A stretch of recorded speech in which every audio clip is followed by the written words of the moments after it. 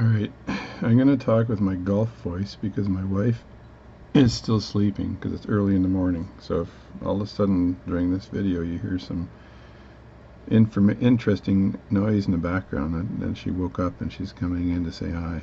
So this is a looks like it says H.N. Anderson,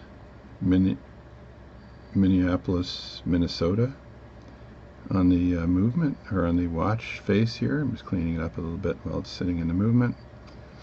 And it is a, let me just show you this movement here, see if I can, there we go. That's not too bad. Hopefully I'm in perfect zoom or perfect focus right now. But this is an 18 size pocket watch in hunter position. In a case, closing case. I think people sometimes call these hunter cases, but it's a beautiful movement. It's got no crystal on it, and I've ordered a crystal to replace, but the case is actually in pretty good condition as well. It has a little picture of a railroad in the back, right, which is kind of cool. And you always press the button here when you close the case, so it doesn't stress the actual hook on the inside. It hooks on it hooks onto the inside of the case. It hooks onto the inside here.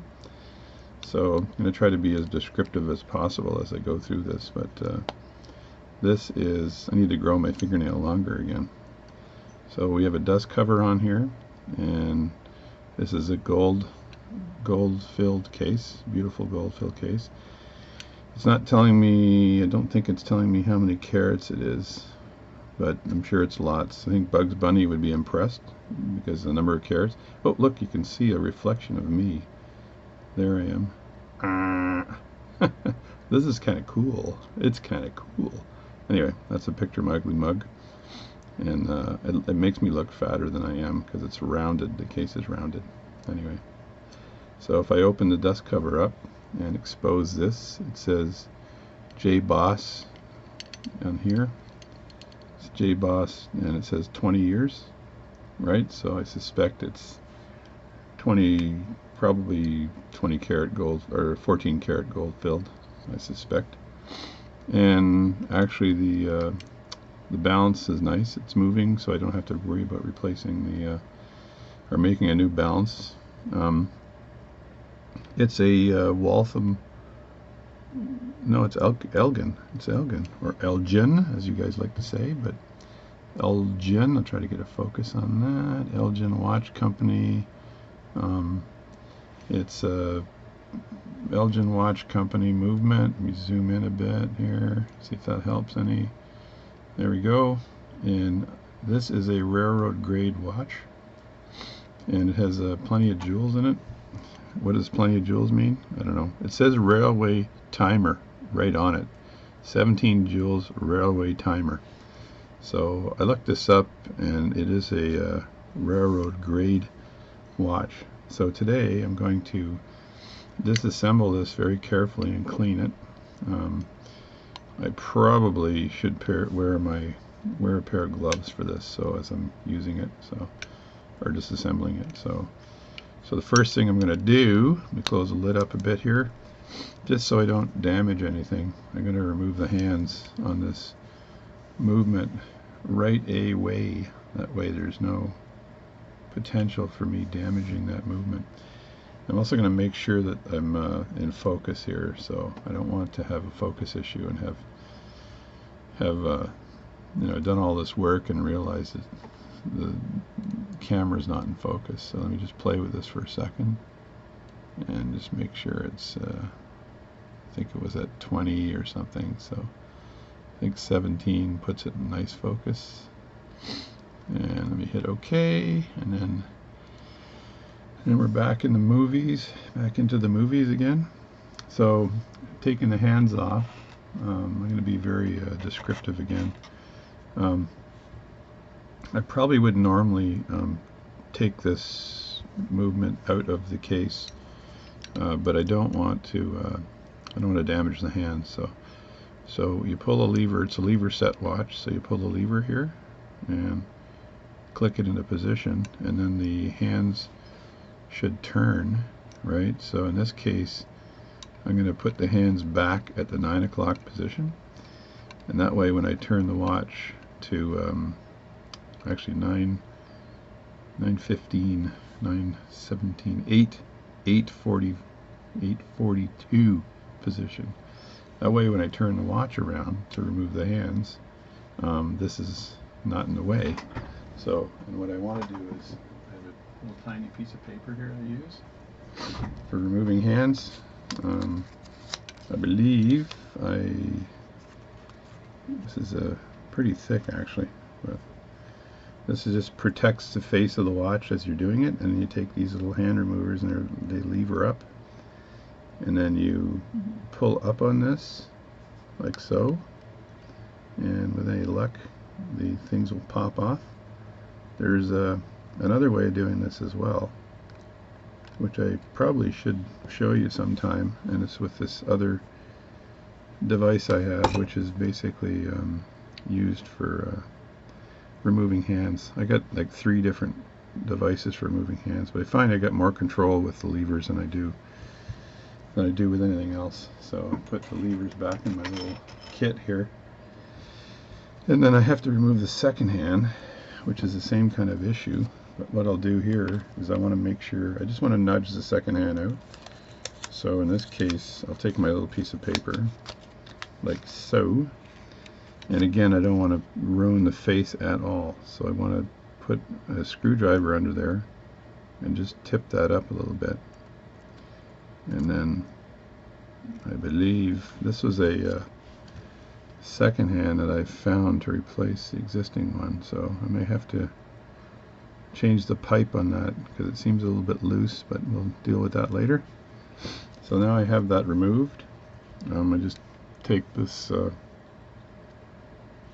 this jobby-do here. It's a lever set, the lever for the lever set, and move it aside. So should move the camera in a bit more. That way we get a little bit more personal here. Now I need to take the movement out. So I have to take there's a cover here for the lid that you have to snap out, and I like to approach it from this side here like so, and I should be able to just do that. So to take your watch back case remover, whatever, you find a little edge there and go and twist it, and that removes that nicely. And then I just move that aside here. So another thing you should do is, when you're doing watch work, is put everything away from you, because back when I started all this stuff years ago, like I've said in other videos, I've had all kinds of stuff stuck to my hands, and I would lose parts because I would put everything too close, and I'd lean over like this and my hand would touch a screw, and then all of a sudden I'm screwed. That was a joke. Anyway, things would stick to my hands, so not a good idea. So now that I've got that face removed, what I do here is I just pick the right screwdriver. Always have the right screwdriver when you're doing this sort of thing. So I should have my screwdrivers over on the other side here, but I've got them over there, so it's causing me to reach a bit. So this screwdriver should be good enough. So turn the screw until, well, that one just popped out. Usually you turn the screw until you hear one little tick, and that's when the screw is completely out, and then you can tell right away. I just had to turn that once. I didn't have to unscrew these screws actually. Now the movement is basically ready to come down the other way. So I'm closing this lid, opening this lid again, and now I should be able to drop the movement out completely. And I'll be a good boy this time and use one of these pads here to take the movement out. And actually you should make sure, in this case it just came out, but sometimes you got to make sure that you pull this all the way out if it will go out. On lever sets, sometimes these things won't move. So, and this is definitely a lever set movement. So let me see if that pulls out any. So no, that's not going anywhere. So that's it. So that's the case. And then you close the case up and put it aside so it doesn't get in the way of anything. And now I've got the movement here. So the next thing is to find a movement holder that's the right size. And I've got these old movement holders that are almost perfect. This one is actually too small for this size, but what I want to do now is I actually want to remove the balance so I don't foul the balance at all when I'm doing all the other stuff. So I will unscrew the balance and then just put that aside for now. And I will be examining the pivots on the balance, and I have to take off the end caps on this balance as well.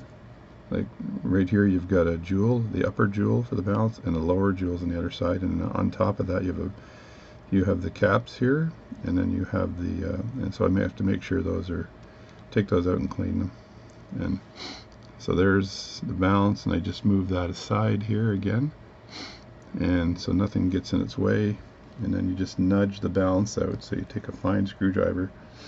This is a high-end movement, so you got to make sure you don't scratch anything. You just want to come in on the side here and then do that, and you kind of wedge it like so. And this thing looks pretty loose. So and another thing I don't want to do is when I put my screwdriver in here, I don't want to mess with this thing. So, and because of these movements, I can take it straight up like that. And then I will put that normally into a balance holder, which I don't kind of have here with me right now. I got to reach over and grab it. So another piece of advice is to have all the stuff sitting there ready to be used, so you don't have to do what I just did. And I just want to put that in the hole like so, like that. And that will the balance will rest in there, and the spring will bob up and down, but that's okay. Just don't want to, just move it slowly out of the way. And then I put that where the screw is as well, so I don't have to go screw hunting. There, now I've got the balance, or the movement, on its own. And as you can see, there's these are all jeweled here. And these little screws that are right here are for the banking pins. You don't have to mess with those if they're already set well. And I think this watch was working, I'm not sure how well it was working, but it was working when I received it. And again, I'm doing this work for a colleague of mine. It's his watch, so I'm just going to clean that up. And he actually wanted he just wanted the crystal replaced, but I can't let this thing just not be serviced, right? And so there you go. So that's why I'm playing with this. Now this also has a dust cover on it. This is a dust cover. I've seen these dust covers before. They're kind of neat. Just push that back in there. And that dust cover, you just push this back, and it should slide out of the way. So just trying to remember how these things work. Maybe you move them forward. Trying to remember. But you slide them like that. Like that. That's the dust cover, and it's just going to come right out. And then the other one on this side, same thing, and it's got the hole there, so when you put them back you can just make sure they're aligned, and then feed that dust cover back out again. So if I just do this, and even if my screwdriver slips right now, it's no big deal. There's a little notch here for your screwdriver to catch the dust cover. I just let those drop down onto the mat. So my job is to fill this video full of audio. So just talk, chatty Cathy. And there's the movement on the inside, so you can see the gears and all that, right? So that's pretty impressive little movement. Again, it's a Elgin, whatever you want to call it, watch company. So, and what I'm going to do now is I think I'll take out the balance, but let me see if I have to let down. Sometimes you got to let down the pressure on the mainspring. I'm not sure if there is any, but these watches do have safety pinions. So as it says right here, if you look at that text right there, it says safety pinion. So what that is that the center wheel has got a gear which is called a pinion on it. And if this mainspring breaks, right, it'll push the gear the opposite direction, and the pinion on there actually is threaded, and it'll unwind that gear, so that will save the rest of the gears from the pressure by that safety pinion releasing and unwinding. So, and when that happens, all you do is tighten that pinion up again, but it naturally tightens anyway because the movement of the pressure of the gears here, like this is the first, second, third, fourth, fifth, I think, and then the escapement, first, second, third, fourth, and then the escapement is here, right? So, or actually this is the pallet fork, stupid me, first, second, third, fourth, fifth, and then actually the escapement, and then the pallet fork. So I don't think you call the escapement the fifth, but it is a gear. And then the pallet fork. I can actually test and see if there's any energy in this watch by touching the pallet fork, and if it rocks the other way, then there's still leftover energy in this watch. Yeah, they just snapped back and forth, so there is leftover energy in the watch. So what I want to do is take out a key, one of my bench keys, and I'm still not sure how to release the energy on this, because I know there's you want to make sure you release the energy on there before you yeah, so that's got, there normally is a little switch that you can hit that actually releases, I think it's on the inside there, I can kind of see it, it's kind of on the inside right there, and you can basically touch that with your screwdriver as you turn this, and it'll release the energy. I'm hoping that's it. I'm going to try this out while you're watching, which is never a good thing. So, and then see if that actually releases the energy.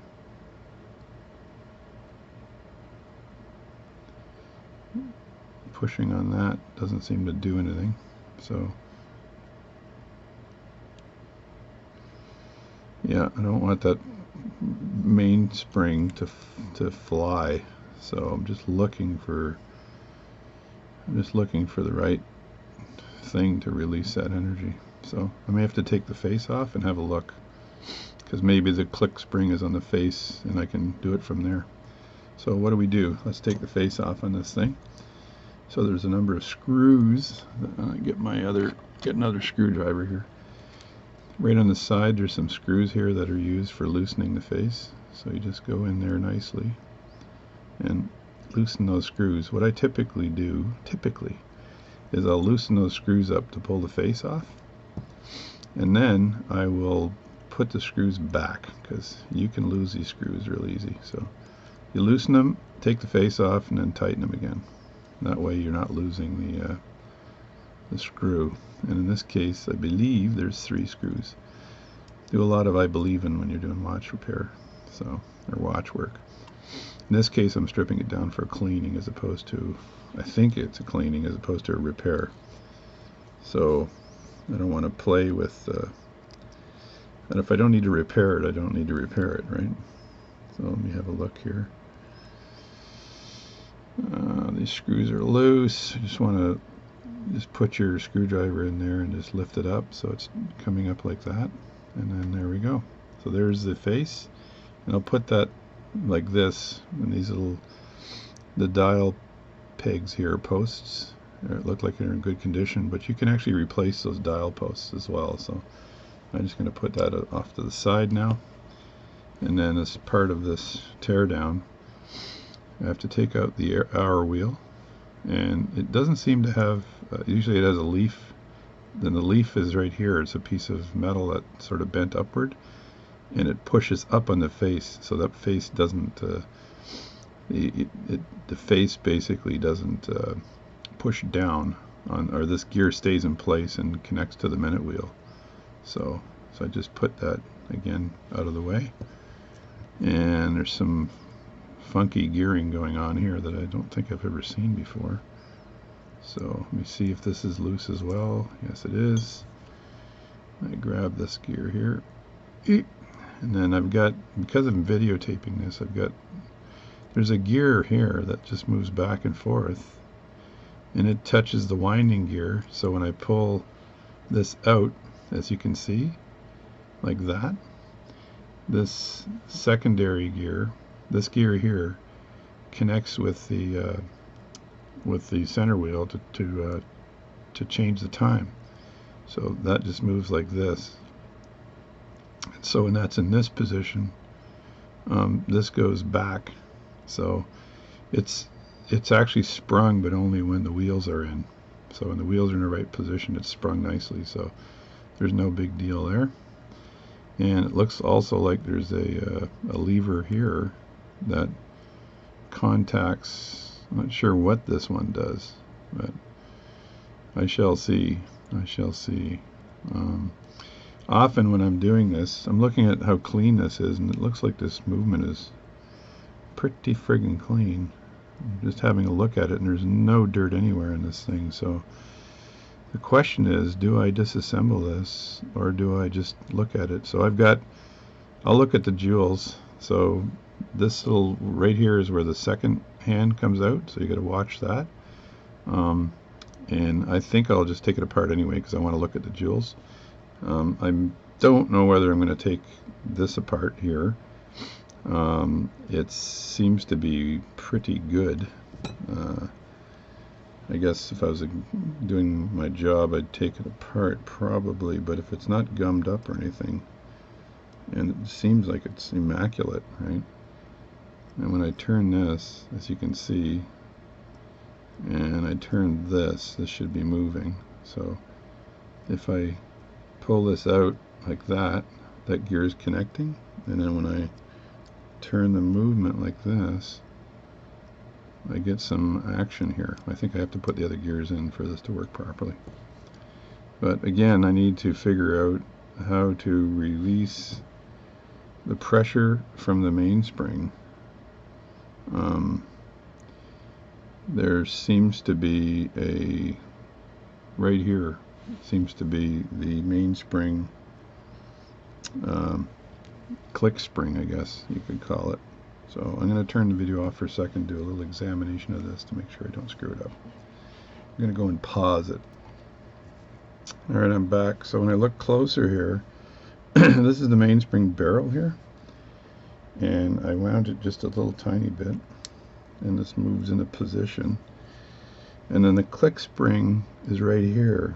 So all you got to do is put this, I use something flat so it won't slip, and it's sort of a rocker here with a spring on the side that's pushing on it, and so you'll put a little bit of pressure on that, and then you release it, and then this sort of rides back and releases. So I think that's doing a good job releasing this mainspring. See, if I click it like that, and then I release it,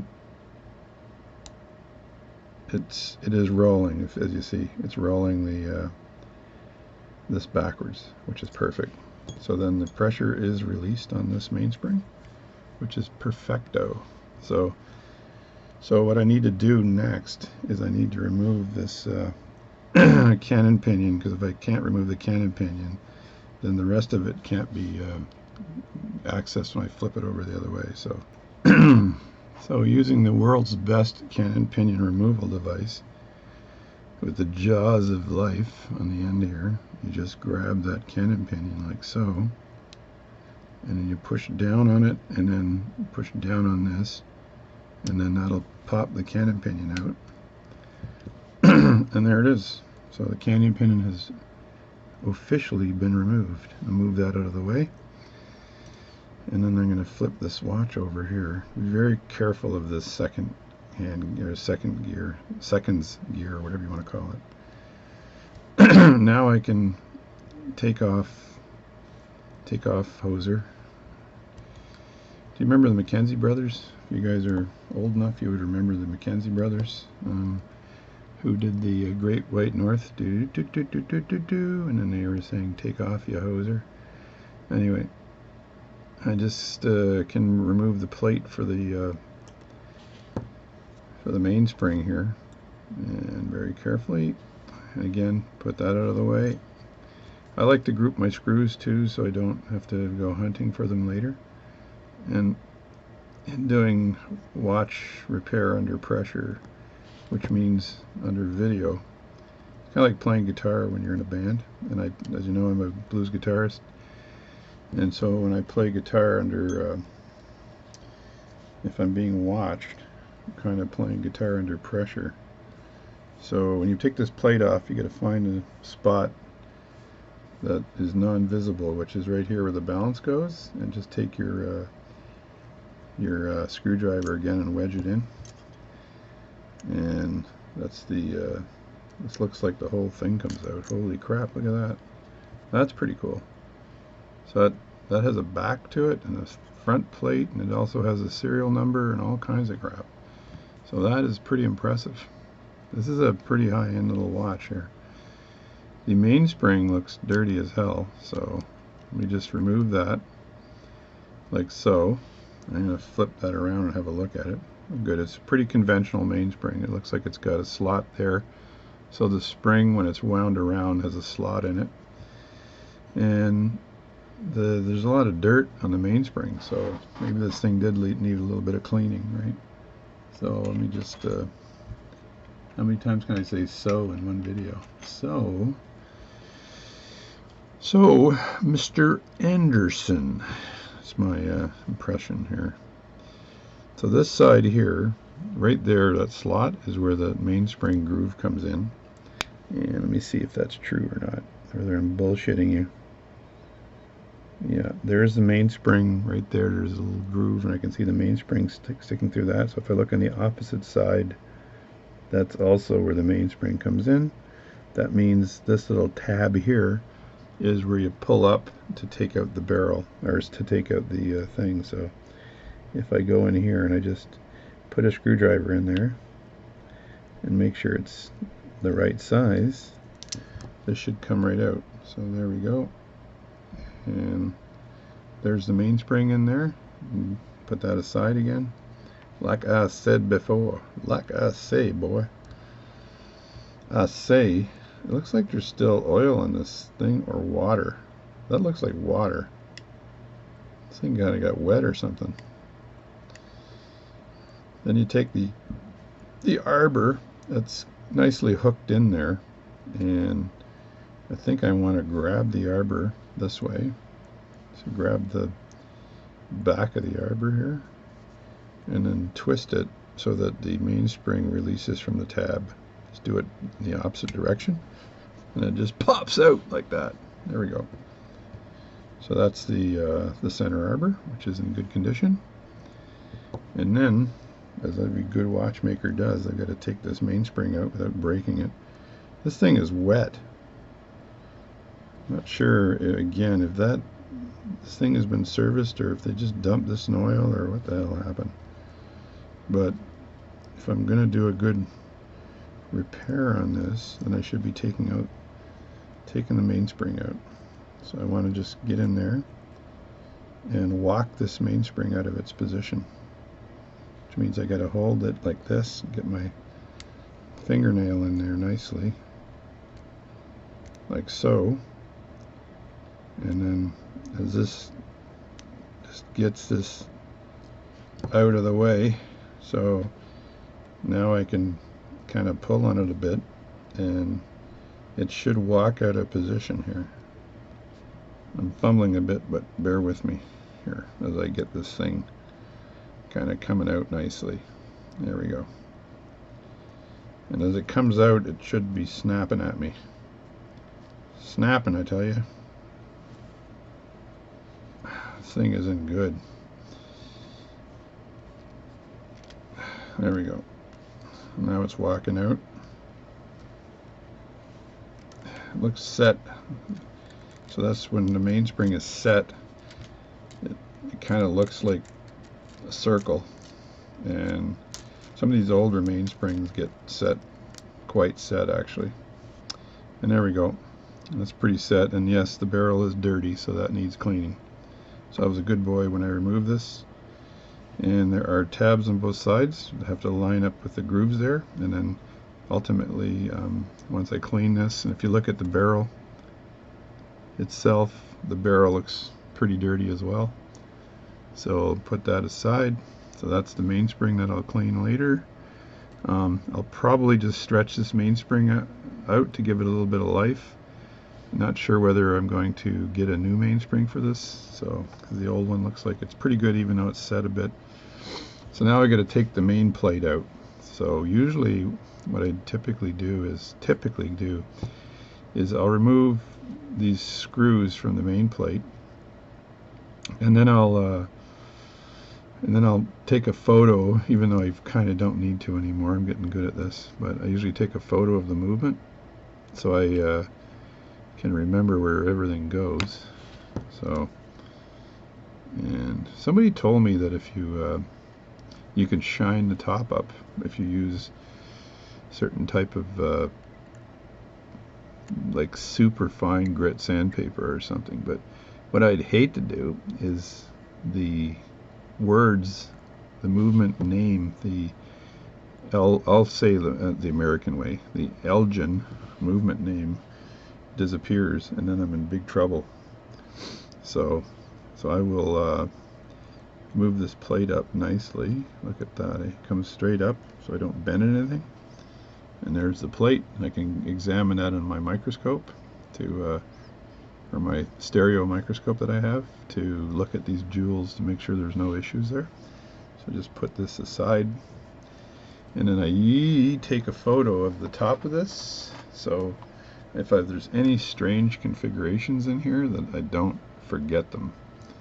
So there's my photo, and there's my photo. That way I know where stuff goes later on, and then I can remove the components of this watch slowly and meticulously. So the pallet fork, put that aside, and the escapement.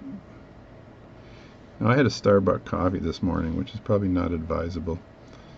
And then the third wheel, and then the second wheel, take that out, and then the center wheel, lift straight up like that.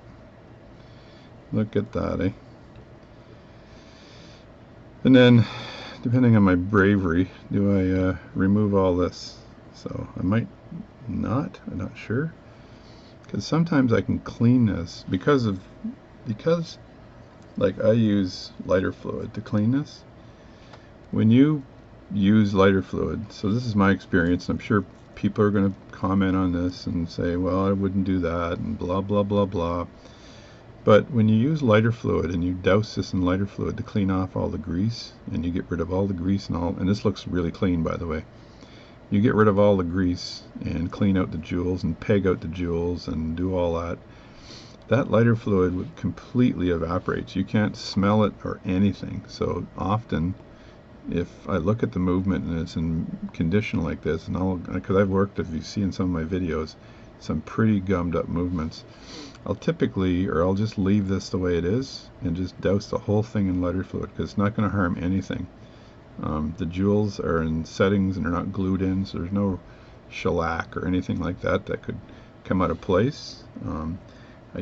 I am reluctant to, like, I'm a little nervous about removing all this stuff, because that's probably unnecessary. And if I look at this movement here and examine this under my microscope, I can see whether there's any problems with the gears or problems with any part of the movement.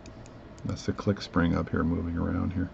So it's kind of strange, because underneath here, if you remove this, then underneath here there's another another gear that goes on top to turn the mainspring, which is like kind of weird. It's a weird design. Anyway, my job here is to clean this, and then I will reassemble the gears and everything else that I've taken apart. And so let's get on with this cleaning here and douse this thing in lighter fluid and brush it and clean it, and then look at the jewels and see what condition are. Alright, back in business. So I use this Zippo lighter fluid, premium quality, to clean the movements. It's been very successful with it. And then I have this box of 1,000 sheets of watch paper. lintless tissue, and this is really good stuff. And I think you can find this online, but it's vintage stuff, right? So it cost $1.30 for this back in the day, so it's probably pretty vintage. And I have a just like ceramic or whatever cup. I use two different types of cups when I clean watches. Sometimes I use, this one's dirty right now, but sometimes I use this because I've got small parts I want to clean. I want to use a ton of lighter fluid. And then when I have to clean plates, I typically use this to and fill her up, Jerry. So, and then I get the watch paper set up so I can put the parts down on the watch paper, and then that dries pretty quickly. Also, I'll use my blower here to to dry out the parts, and the lighter fluid blows pretty fast, or dries pretty fast, so it's not a big deal.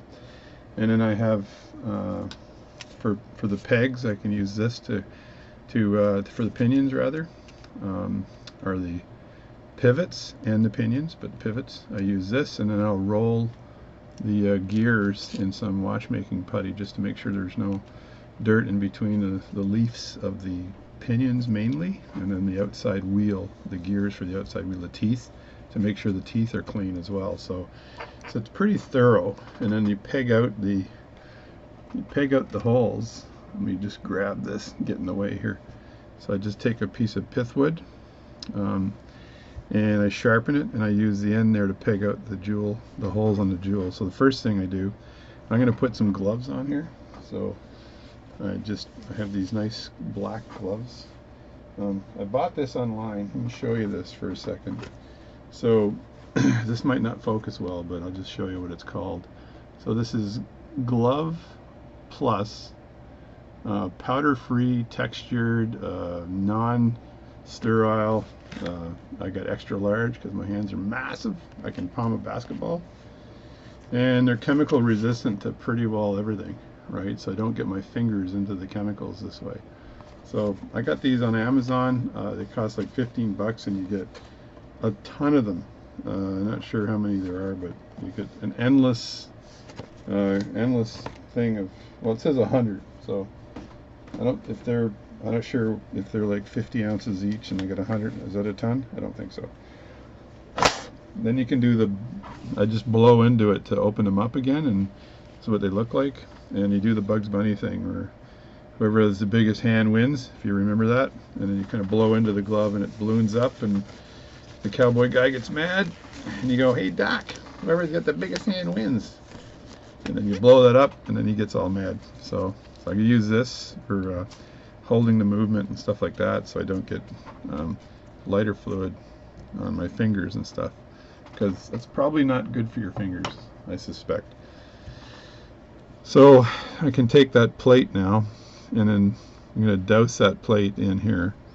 So I'll just use my tweezers to grab one of the pegs here so it doesn't fall in, and then just put her down like that. So, and then I have a brush that I use for cleaning. So get that cleaning brush out. So this one here, typically, here we go again. I'll just wipe the gears with this. But again, looking at this movement, it's pretty fracking clean. See how I clean that up? Fracking clean. So, but I will again swap this baby in lighter fluid. Now I open my window in my room here, and I open my that's pretty good there probably. I open my window and I open the door, and I told my wife, please don't play any music in the background, because when you put this on YouTube, what happens is the YouTubian police officers will listen to the background music, and it's very possible that there's something playing, like a Michael Jackson Thriller, for example, that's copyright protected, and all of a sudden all the audio you have, all your talking goes away, and they say, sorry, but you can't do that.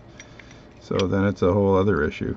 Yeah, this plate is clean.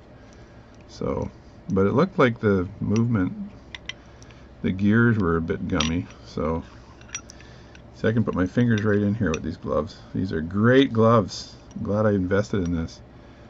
And again, I'll just wipe these off because this looks like it's been cleaned already. So, and like I said before, the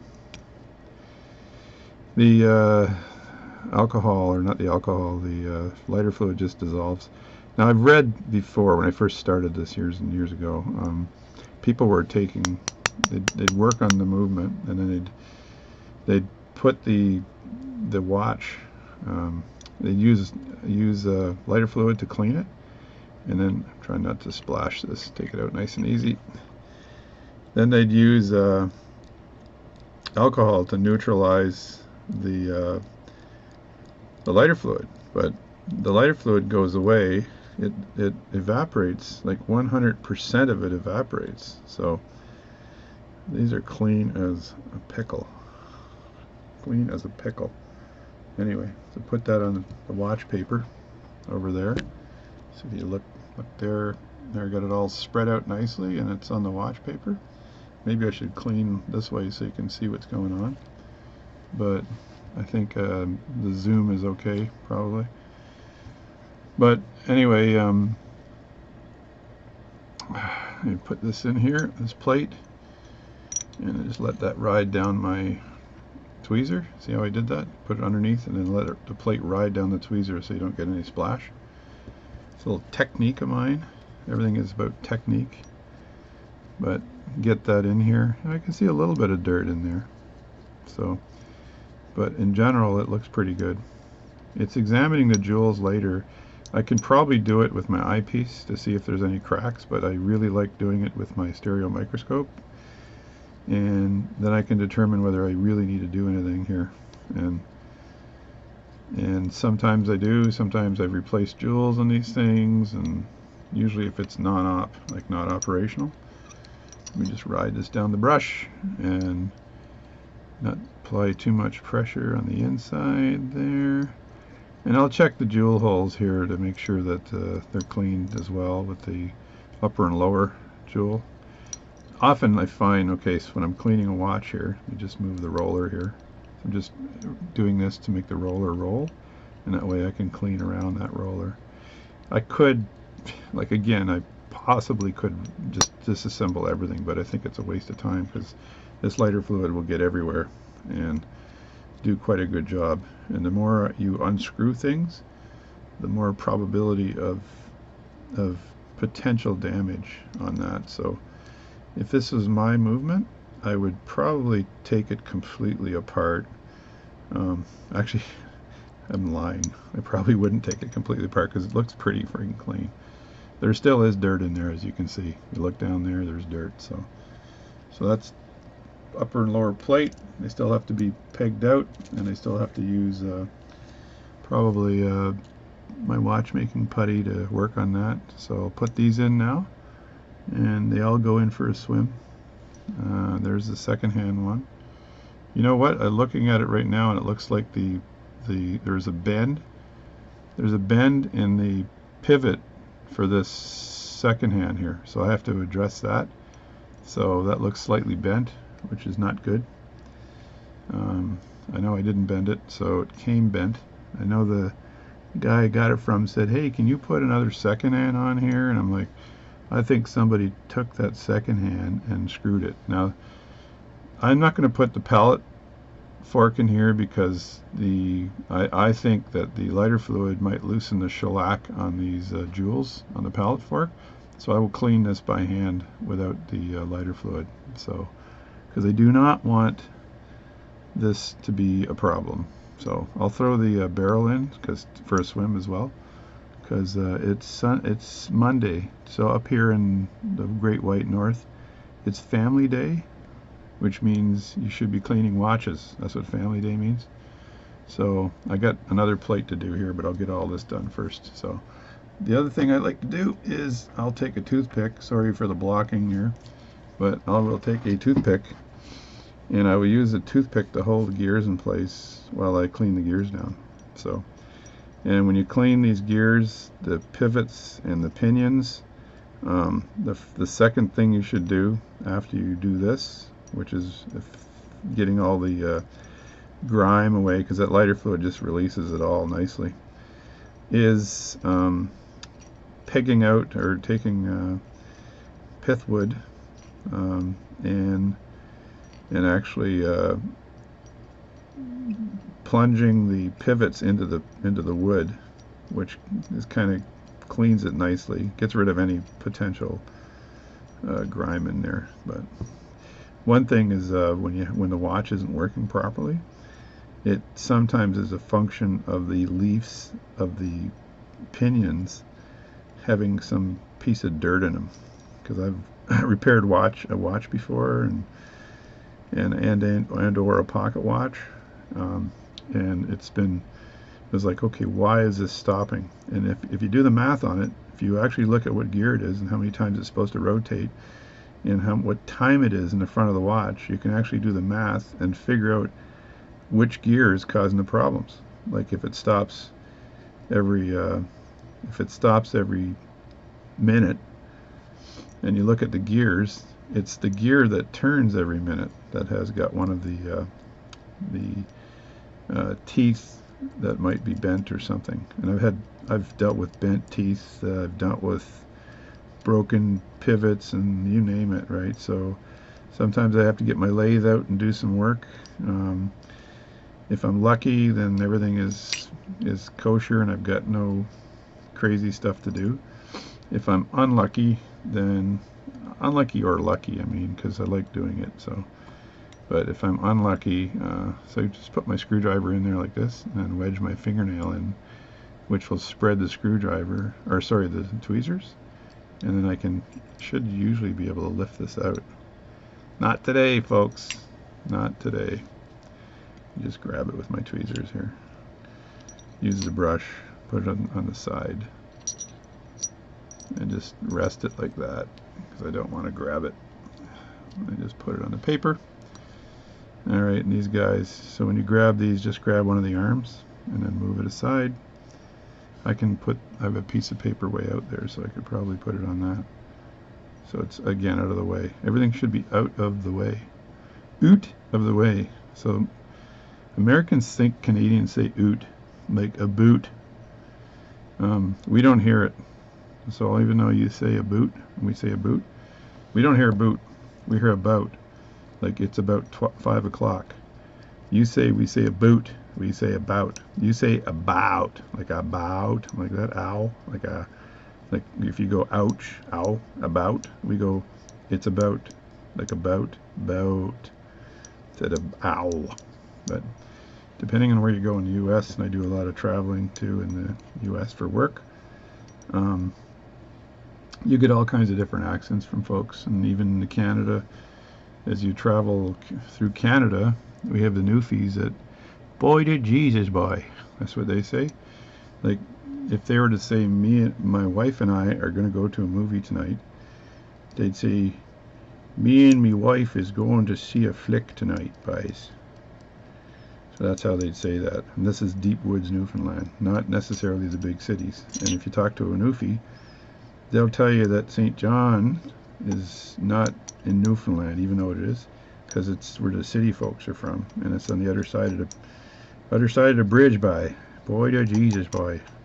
She's the other side of the bridge, by. Stay where you be, where I come where you're at. And you heard about Newfie that went fishing. He found a really good place to fish. So he said, how am I gonna? And he was with his buddy. And he says, well, we should remember how to get back here, boys, because it's such a good place to fish. And he goes, don't worry, boys, I know what's to do. And he got out his marker and he put an X in the center of the boat. He says, we're going to go right back to where we was. Anyway, that's my humor for today. So, so I think I've got, I still have a few little things to clean up here. So let me clear these up. And let me throw the cannon pinion in here. It's a pretty complex little watch here. It's got all kinds of crap going on. I'm not sure what it's for, but it seems like there's additional gears in here. And the watch just runs like a watch, so I'm not sure what these additional gears are for. Strange, but true. So So you get babble, babble, babble. I know you're wondering whether I talk like this all the time. The correct answer is yes. Anyway, so I'm just trying to clean out the cannon pinion here. So the cannon pinion, it's friction. It grabs on to the pivot of the center wheel, and I think I got to use my tweezers here to grab this to clean it properly. But it grabs onto the pivot of the center wheel, and it provides just enough friction for when you set the time in the watch, the hands move, and it provides just enough little friction, less friction, that when the time is moving, it also, so when you turn the hands, actually there's friction and you're resisting the friction on the cannon pinion. It's turning. And when you're not turning the hands, the cannon pinion is grabbing that center wheel. So sometimes folks have to tighten the cannon pinion, and there's tools for tightening the cannon pinion. There's tools for everything in watchmaking. Everything. I'm telling you, everything. I purchased I needed to get a watertight tester, so online. So I went on Amazon, my favorite store, the everything store Jeff Bezos has created, and it didn't create it overnight, by the way, because it started off as a bookstore, and I used to buy books from the French bookstore that they bought, which are Moby Pocket books, when I had a PDA, and I was an early innovator because I had TomTom Navigator on my PDA. So a early innovator. That's what I like to call myself, early innovator man. So anyway, I bought a water pressure tester, and it looks, what I did was I bought two, and then I'm going to test them both and return one. Probably not supposed to do that, and I think probably, does Amazon own YouTube? Probably. So I shouldn't be telling you that, but I buy a lot of stuff from Amazon, okay, just to let you know. So Amazon's making plenty of money off of me. So don't get all excited. See, these are the dust cover rings that I'm protecting, or cleaning. This is a high-end watch, because normal pocket watches that you get, not a lot of them have these rings, these leaf springs or leaf metal or whatever. So that's just there to protect the watch from dust. Maybe that's why the watch was so clean. So because it was well protected. So I'll also go through this. So I'm almost done here, and I got tons of stuff left. So often I will grab the case, because it tends to have a lot of dirt in it, and you can very easily roll this into the lighter fluid as well and clean that. Look at the Department of Dirt, it's just collecting right up there. Eh? The DOD, we'll call it, Department of Dirt. I'm putting this just right on my pad, and now I'm going to be super brave, and I'm going to do a little bit of inside the watch cleaning, right? Because again, there's not any material here that I'm worried about. The lighter fluid won't dissolve anything that's causing an issue, but it will get rid of the grease and stuff that's in the joint of this case. So just move that over. Hopefully you saw everything I was doing, right? So that's the grease in the joint of the case, as we call it. And then I want to make sure that the complete case is cleaned as good as it can be using this lighter fluid, and I want to get that case joint in the middle, because that'll get rid of the grease and stuff. But I've got to oil that case, oil the center of that after I'm finished, so I can make sure that that's moving nicely. And I can see all kinds of grime and crap in the center here. Looks like 1,000 years worth of rust or something. This shouldn't rust. The material it's gold filled, which means it's 2 plates of gold, and then on the other side is 2 plates of gold and I think nickel or something in the middle. So I think if I'm wrong, you can correct me or just Google a thing and find out what's in the other side. So yeah, it looks like there's a bit of corrosion on the inside of this case here. Again, I can oil this up and get rid of any potential problems. And I'm going to spit some stuff in here because I might disassemble this later on and to see how well it's moving, but I want to get rid of the crap out of there. So, and it looks like it's spitting out grease and stuff, so it's worth cleaning, as they say. If you can clean it, then clean it. And I will take my Rodico watchmaker's putty and work on that as well.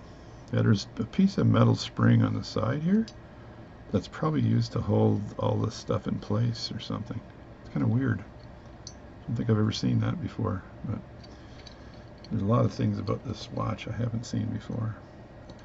So there we go. I'll just set that over here and let that dry. I'm pointing to where over here is. And now I've gotten sick of breathing in lighter fluid, so let me move that out of the way before I start seeing things. And then, so I've got the plates here, which are probably fairly dry already. So I'm going to see if I can, this looks pretty good for the bigger holes, but I'm going to see if I can clean out these jewels. Man, they look clean. So approach the jewels from the bottom here, and start with the bigger one here, and just rotate your wood along that. So if you put too much pressure in here, you're going to push the jewel out or you're going to ruin something. So don't do that. These things look clean as heck. I did a pretty good job. I'm looking at, also another thing you can do is when you're looking at these jewels, I think that I got way too much light happening here or something, right? What's going on? What's going on, Jerry?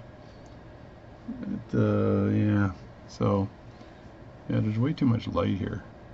Not sure what's going on. If I turn off this light completely, there's more light. Oh my god. Oh my god. Oh well, nothing like a little bit of light to make your day go by. So I'm going to go in here and see if I can adjust this light because it's way too light. Auto lighting doesn't seem to be working well. Let's turn off auto lighting. Go to advanced. Oh no, turn that off. And then just turn the brightness down a bit. Like so. And then shut that off. Okay, there we go. Man, hopefully you weren't blinded by all this. So when I look at the jewels, another hint here is look at the jewel itself with your, I've got this situation here where I've got glasses are ×3 and then I've got this is like ×5, I think. And so I'm not sure if it gets ×8, but I look at that and I look at the jewel, I look at the reflection on the top of the jewel to see if there's any residual oil on it, and you can see if the jewel is as clean as glass, you can see the reflection, right? So the other thing, after cleaning the holes, I can't see anything I need to clean, and every time I pull the piece of pithwood out, I get nothing. So I also shove the Rodico into the jewel too to see if there's anything there, and it looks really clean. And you can also wipe the plate down with the Rodico, and it cleans the plate. So if there's any residual dirt on the plate itself, this will clean that residual dirt off the plate as well. So, and just be careful when you're doing it that you're not going to bend anything or get anything, cause any obstructions or whatever by doing that, right? And just stay away from the banking pins because they're probably fine, right? So now when I look at the top of this too, yeah, these jewels are clean as a whistle. So, but I'm going to just rub the Rodico on the plate, and it takes off grime, grease, any little fingerprints that might be on the plate. And you can do it without the watch, the obstruction of the watch in the way. So if it's disassembled, right? I can see if some shitty watchmaker has scratched the plate or done anything. So, and there's ways of getting, you can use a Dremel tool to get rid of some scratches, but you gotta watch you don't remove names and stuff from the watch. So there we go. So that plate is in pretty darn good condition. Now this here, I'm going to let this dry a little more, but I'm going to look at the jewels and maybe I'm going to pith these out as well, or peg them out actually. It's pegwood that I'm using. So everything looks pretty spanky clean, as they say. And so let me just put that back on the watch paper, and then I need to get out a trusty knife to do this. Let me see if I have my trusty knife in here. Let me pause for a second again.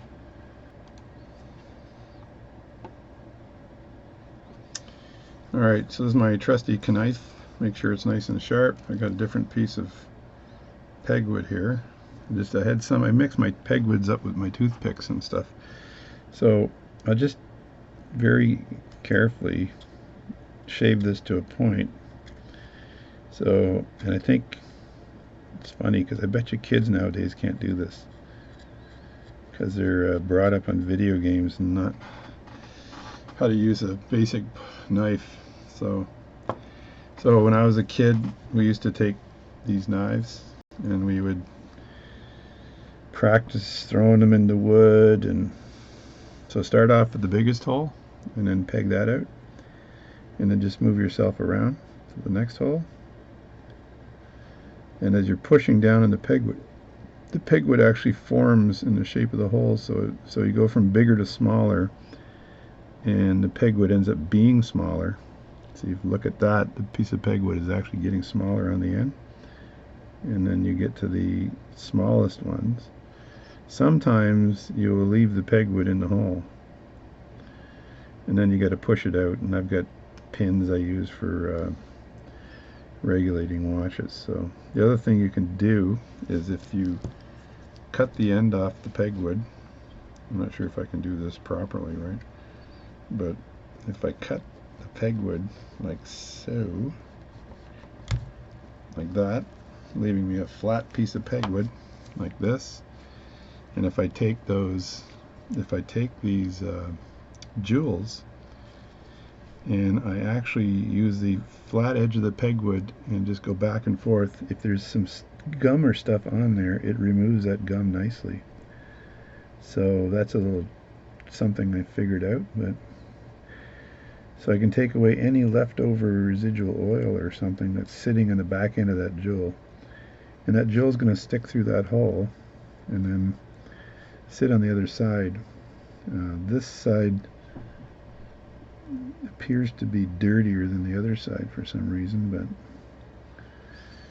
but I will also use Rodico to eradicate.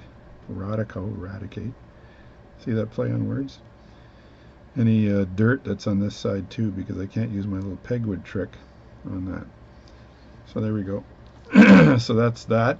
I'm just going to leave this sit for a while longer as it tends to dry out, and then I'll grab the gears. So for the gears, what I do, I can look at these pretty closely, but let me just move this camera in a bit so I can focus. So there are the gears. So for the gears, what I like to do is I will roll the gears along the Rodico to pick up any leftovers, even though that they were riding in the lighter fluid. Then I'll look at the leaves of the pinion to make sure that there's no dirt in the leaves of the pinion.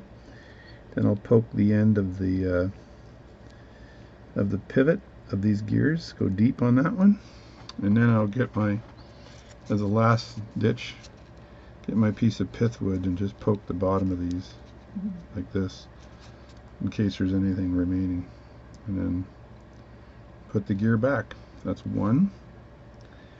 And then I do the exact same move with this one here, and roll it on this, roll the inside. So if there's any dirt in the leaf of the pivot pinion, let me get my names right here, it'll remove that. So that's another one. And then this one here has got a bent second hand. This was the issue, and I bet you, and because the guy I'm doing this for said that the watch needed another second hand, I bet you the guy that was working on this probably bent the second hand. So that can be bent back because it's pretty long. What I want to do is make sure that it's absolutely up and down when I bend that back. If I break it, then I have to end up putting it in the lathe and repivoting this second hand, which I don't want to do. So I'm going to take a photo of that too and show the gentleman that why this second hand wasn't so good, because it was bent, which sucks. So now there's always sort of ways of straightening up a second hand. You can use your tweezers and then pull it up a little bit. You can milk it this way. I've got some interesting tools here. I can use this one here, which is flat, and then grab the second hand with this and then milk it out like that. But I think I'm going to wait till I'm finished. Let me see, does this have a center thing? Yeah, it does. And this actually has, let me squeeze that a bit. I was going to wait, but I'm just impatient.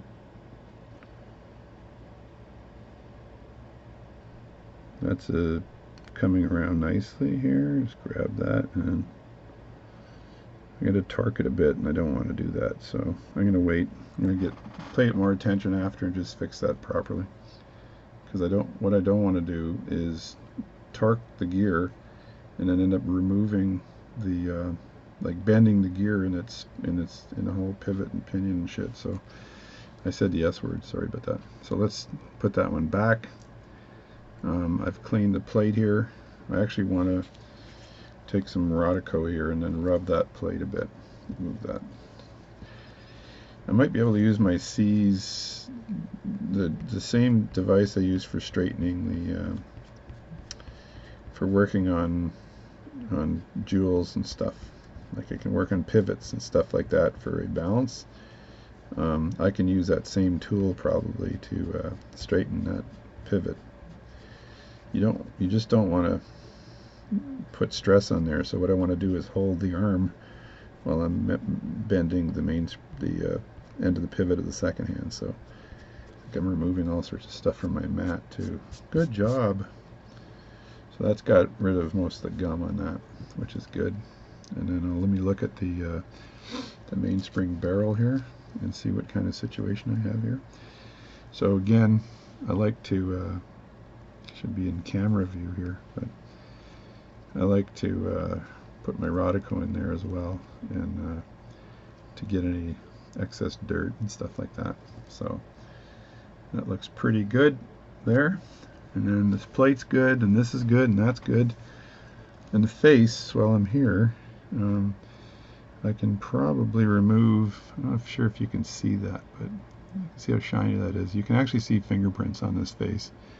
So if I look closely, let me just get in here nicely. I can get rid of any fingerprints and stuff before I put the face back in with the movement, so it's clean as heck. And Rodico works really good for cleaning the face up. You just have to scrape it along. It doesn't seem to remove lettering or anything, so it works really well, and you don't have to worry about the second hand being in the way. So that just cleans that up nicely. And because I'm anal retentive, I will flip this around and clean the back up a bit, because I don't want any dirt or grime or gum or something to get back on the movement. So there we go. That's nicely cleaned up. And when this is back in the movement, a little bit of leftovers here. Let me just get in here and work on that. just clean that nicely. There we go. That's a lot better. Wow. Good job. Good job. This is like magnifying glass perfect. I don't think I looked at all my pivot or my jewels, and they looked pretty good. So there doesn't seem to be an issue there. So now what I'm going to do is take a piece of cloth and wipe the spring down, mainspring down, and stretch it out a bit. So this is a little tricky. So what I do is I grab it like this and just ride along the mainspring, and this will take the majority of the dirt out of that. Right. And I don't want to tangle up the mainspring, but it's a tricky move. I'm going out of camera view, which is not good, right? Just pull that along until you get close to the end here, and see how much dirt there is. There we go. That was quite a bit of grease and grime.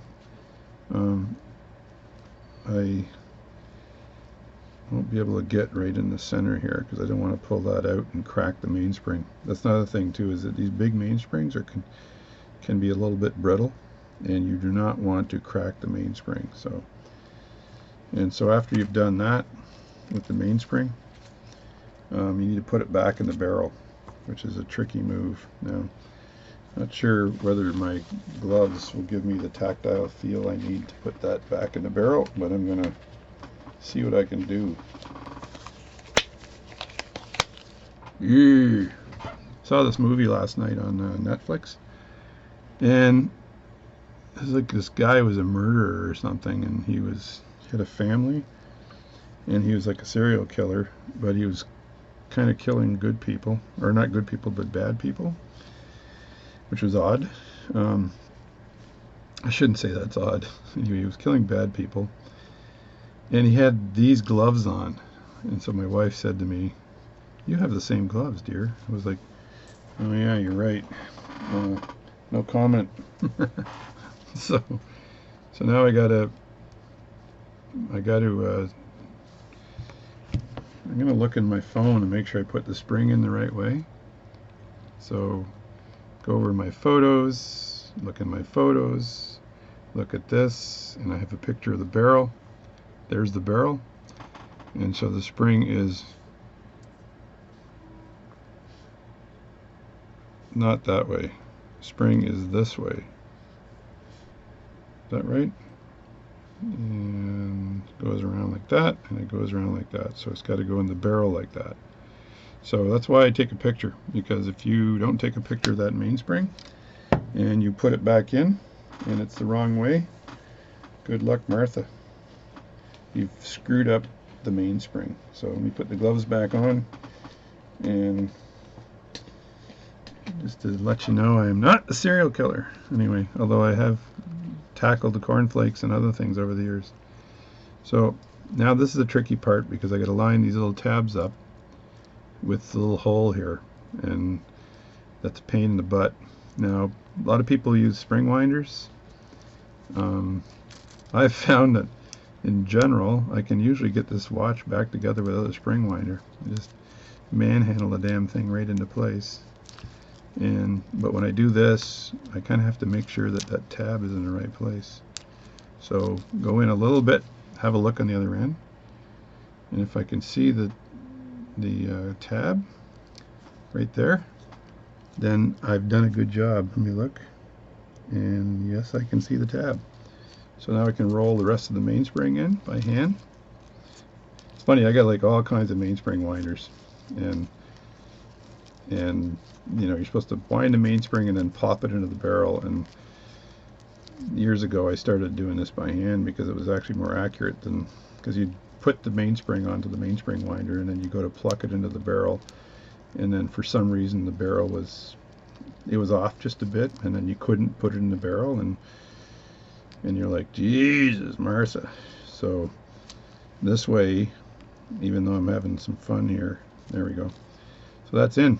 So that is in, and it's in the barrel, and all good. All's good. So let me just zoom in a bit, and put this in the center. And so the next thing to do is to oil it. So I'll get my oil out, and I just oil one side of it because I didn't need to. There's arguments about whether to oil all of it or none of it or whatever, but so I just put some oil in 4 positions here. 1, 2, 3, and 4. And trust me. Oh, look at that. Trust me. Don't trust me. Trust me, over time that oil will find its way throughout the whole spring. So there you go, when the spring is sprung. So that's oiled, and then I've got the cap now, and I'm going to end up putting the arbor in first. And again, you got to put the arbor in the right way. So see, which way should I put that arbor in? The way you can tell which way the arbor goes in, if you look at the catch on the arbor, or the hook on the arbor, has to hook onto the mainspring. The mainspring is tugging that way, which means the arbor should go this way, right? Because the little hook is there. And so you just have to play with this baby until it fits in there. And that was way too easy. And then once you got it in there like this, you just grab the back. Does that work? You know what? I may have this the wrong way. If I have this the wrong way, I'm going to be pissed off. I'm going to have to look at, because I remember the hook being on the other side. Let me just look at the documentation for a second, which is the picture.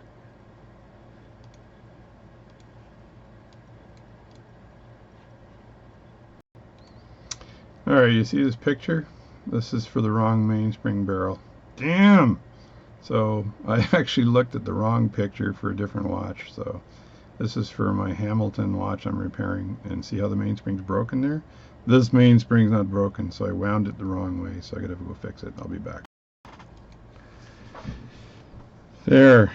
So I think I have it right now, because I just took the mainspring, turned it around the other way, and then put it back in. But I gotta remember to re-oil the thing, because it's missing oil now. So just quickly I can re-oil this.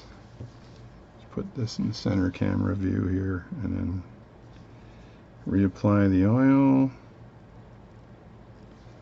just to make sure there's lots of oil in there so the mainspring doesn't get all stuck. So there we go. Oil's on it.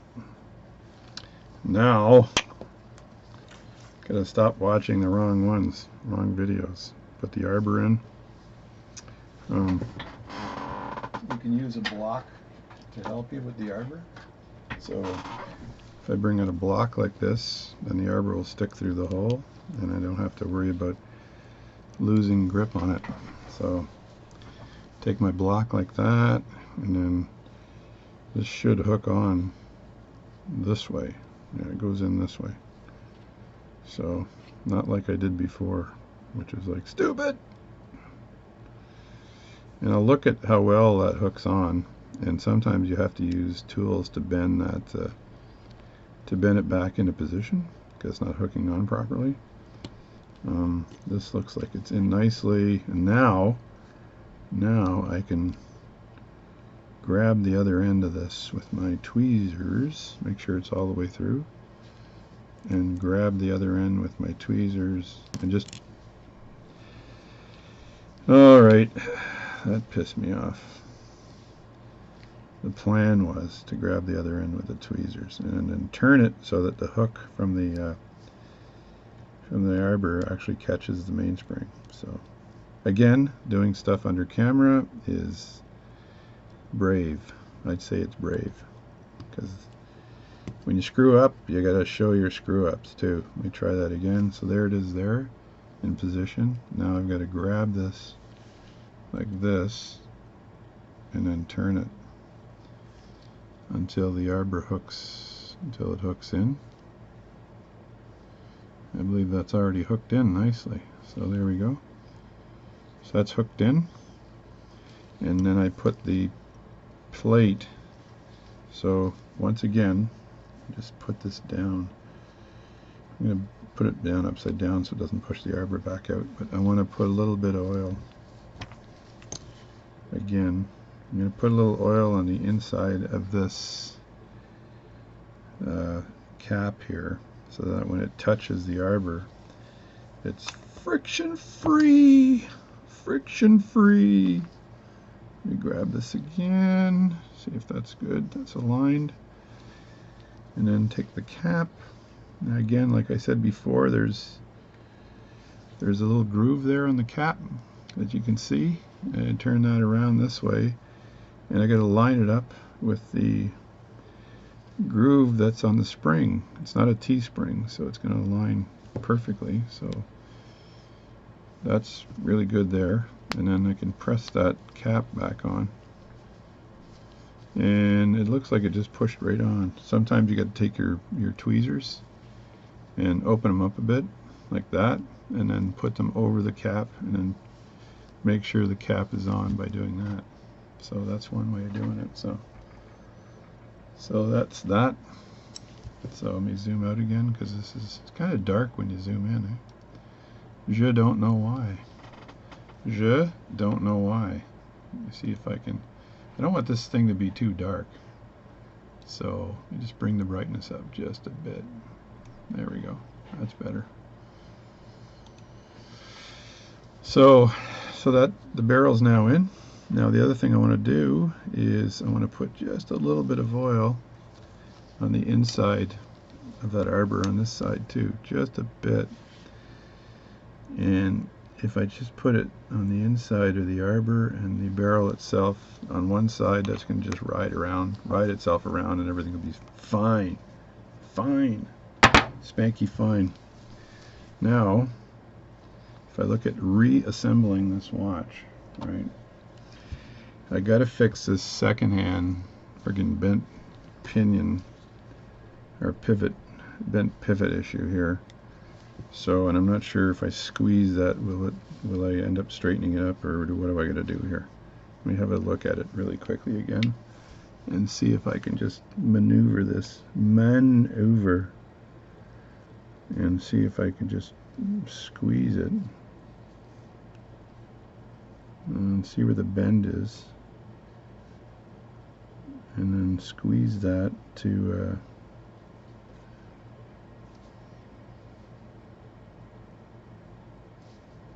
is that going to straighten that up? Gee whiz. I think I'll put that in the staking set and then use that method. Alright, I'm going to show you all the failures as well, like I said, as well as the successes. So let me just move the small holes over in the staking set and see what I can do here. That's not right. I think I can milk this out, but I just want to stick it in here and see what happens.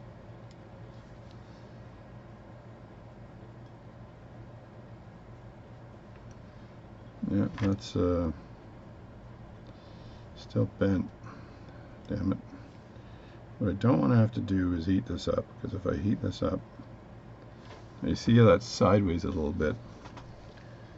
So I might be able to bend it back. I do not want to grab I don't want to grab the wheel itself to bend it, so, because that wouldn't be good. But if I bend it using this, just pull it up a bit and then bend it. See what result I get.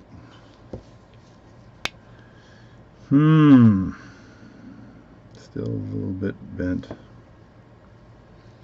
I don't know. Maybe my previous technique was better. I'm sure someone's going to write in and say, here's how you fix the friggin' second hand on one of these pocket watches, but I wonder who bent it in the first place.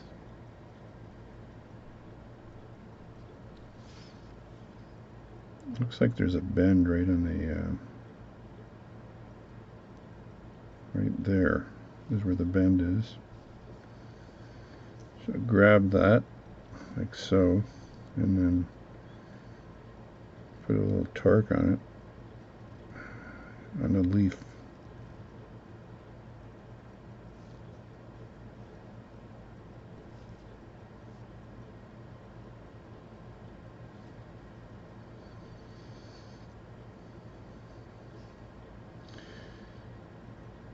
Jesus, Murphy, Moses, Mother Mary. I do not want this to break. Ease it over. What does it look like now? It's not too bad actually. So this is the jaws of death here. So let me look at the angle I have here to see if it's acceptable. There's still just a bit of an angle there. So I'm going to go off camera and work on that for a second longer and then come right back.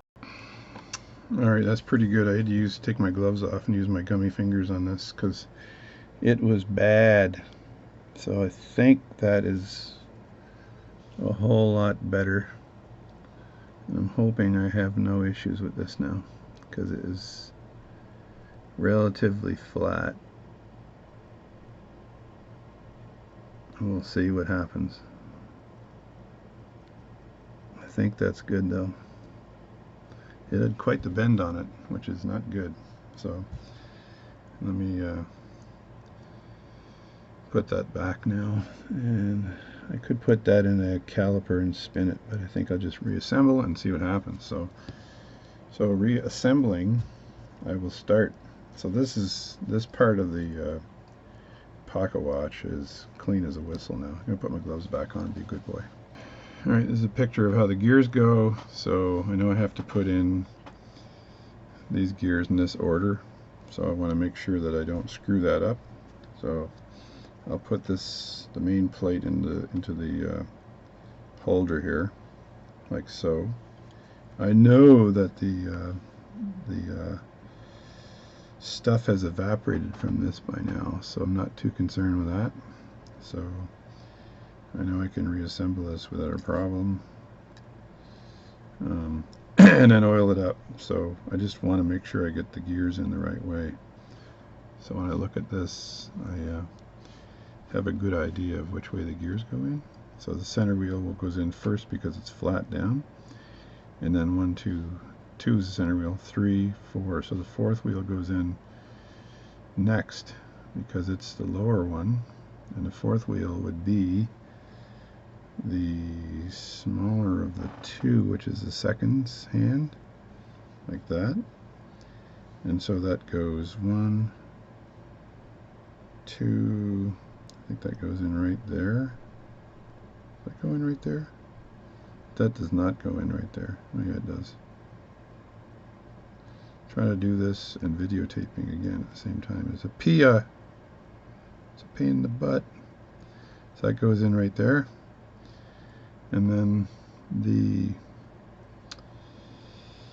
1, 2, 3, 1, 2, third wheel goes in on top, and it just sits in here in the jewel. I'm trying to do this on video and show you how they go, but I really need to get in close for this because I'm not doing a good job. Oh, there we go. So it goes in like that, right? And then the escapement goes in next, and I just pay attention to which way the little horsey feet go, and so the escapement goes in here. Am I missing something? Because the pallet fork then has to go in. So if the escapement goes in here, like so. Again, looking at the video, looking at the not ideal to look at the watch while you're doing this. There's the escapement. And I've actually got to clean the pallet fork here, like I said earlier, but I'm going to take Rodico on that and do some work on it. I'll be back in a millisecond. So I clean this, and I got to jam this into the pith wood to make sure I've got rid of all the other stuff that's possibly on here, and make sure the pivots are clean. That's French for pivot, and I've pretty much got that done. And there's the fork of pallet. So now I've got to make sure that pallet fork is in the right position. So that would be, the dart has to be on the upper side of that pallet fork, I believe. So I just need to make sure that that's in the right position, because you don't want it to be in the wrong position. So, but if you look at where the dart is, that usually gives you a good, is that dart up or down? Where is that dart? Actually, Mr. Anderson, the dart looks like it's down, which doesn't make any sense at all, because that's the longer part of the pallet fork, which makes no sense. But let me see if I can fit it in either way here and see what happens.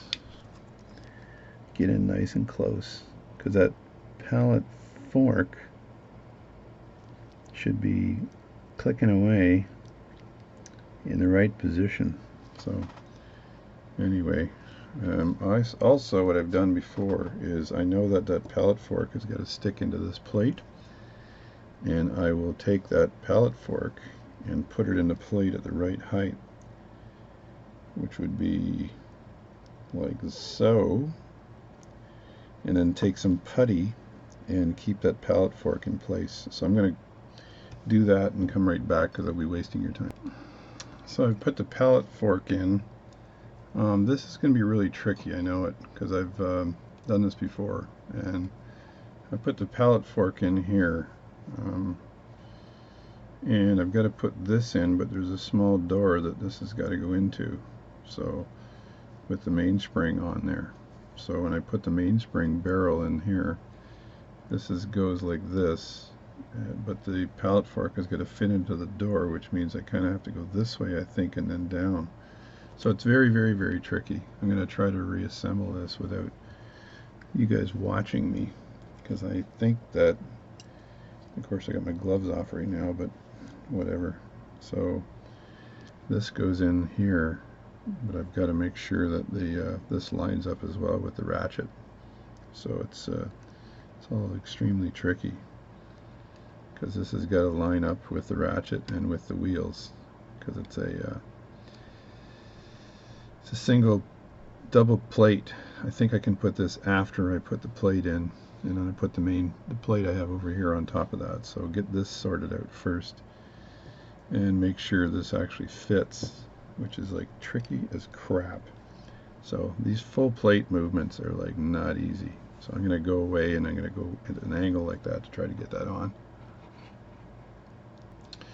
So I've decided to use plan B, and that's, I've done this before, where you put the pallet fork in on the top plate, and then what you do is you take the world's smallest piece of Rodico, and you put the Rodico over the top of, you bridge it over the top of this, and then you push it down a bit. So you do that, and then what you got to do later on is go recover that Rodico. So the Rodico sticks on this, so I'm going to put that on and bridge the Rodico on there. So, which is just pop the thing right out again. So turning a reasonably timed video into the world's longest video by farting with this stuff. This is not easy. Full plate pocket watches, normally I would avoid, but this is for a friend, like I said. So I don't want a lot of Rodico, because the more Rodico I put down, the more I got to remove. So I'm going to put this amount and just push it down onto the plate, and then stretch it over the top of the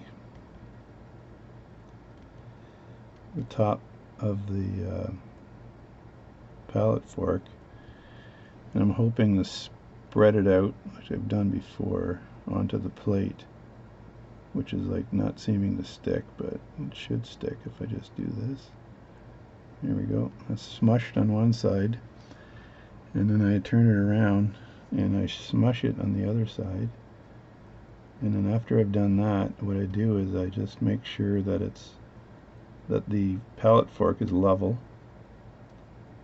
So I smush it on this side, and then I look at it and make sure it's relatively level and the angle is right, so that the stone is not higher than the other, like that. So I'm not sure if I should zoom in on that. And it's worthwhile because it's kind of the only way to get it back in. I'm not sure if there's any other method, so I'm going to just hit advanced and this, and I'm going to zoom from 20 or focus from 20 to whatever it is to focus it. So there it is there. So that's basically in position to drop down onto the plate and nudge the pivot on the end of that pallet fork into the end of it. So that is the technique, and not the easiest thing to do. So now that I'm back in the game here, I would lower this on nice and easy. See, it sticks on there. You just have to touch it just a bit and then lower that on.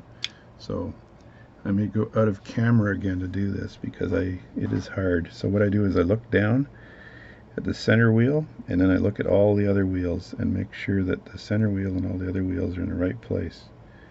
Also want to make sure I didn't forget anything, any part of the watch that I just forgot to put on or something stupid like that. So do that, and then this has got it's kind of like taking the space shuttle and landing it on the lunar lander and landing it on the moon. So I'm looking down through this to make sure everything is perfectly aligned, and then going down onto the movement and hoping. And if it doesn't work, we start over again. There we go. And it's just sitting on the movement right now. And then I'm going to nudge it. So that's on top.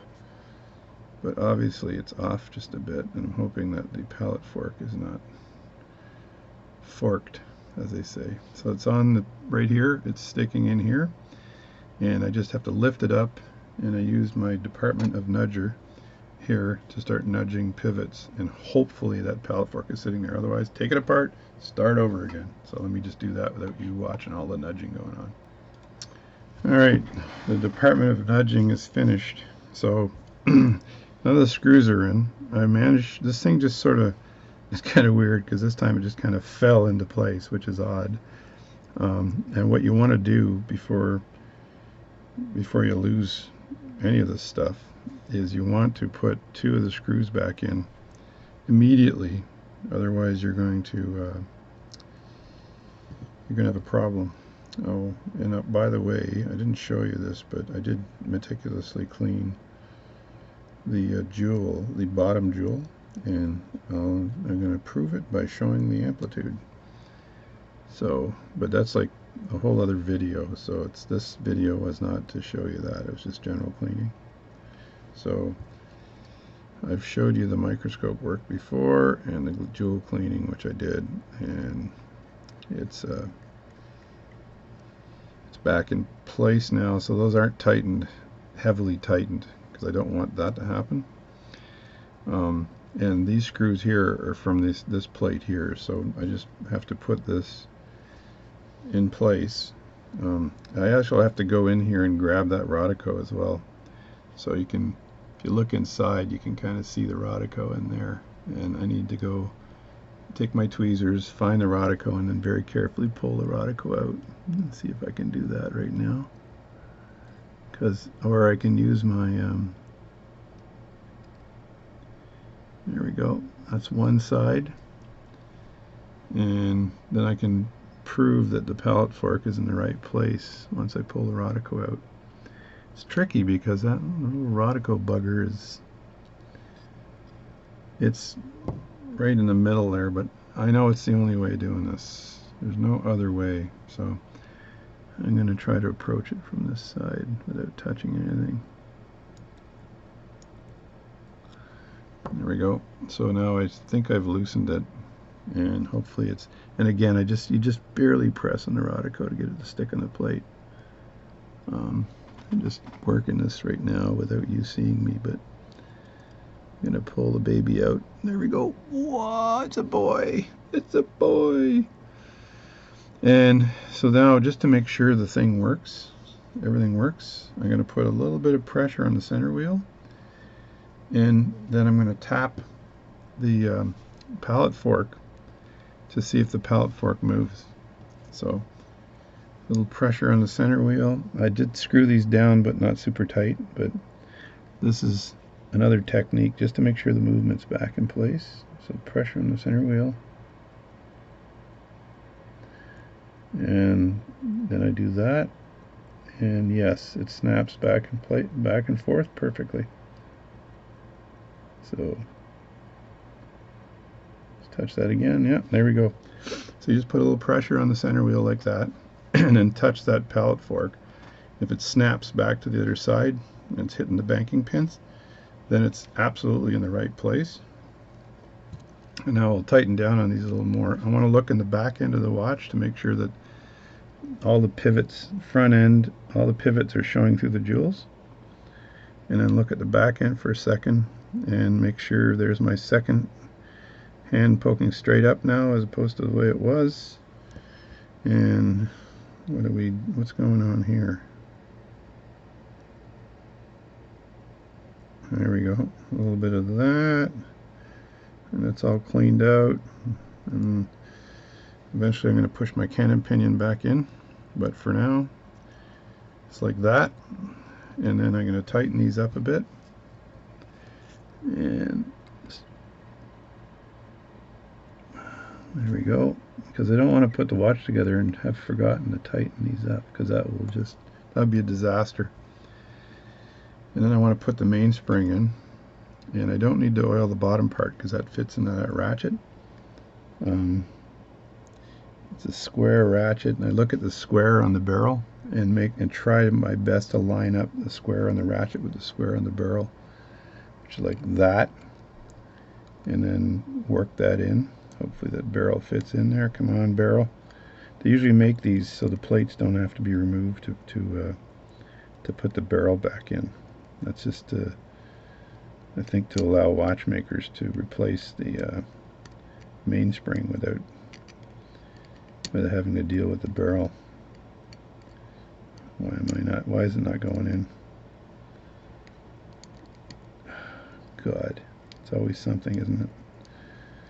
I think I used to watch Bun's special, and he was spending a lot of his time swearing at pocket watches.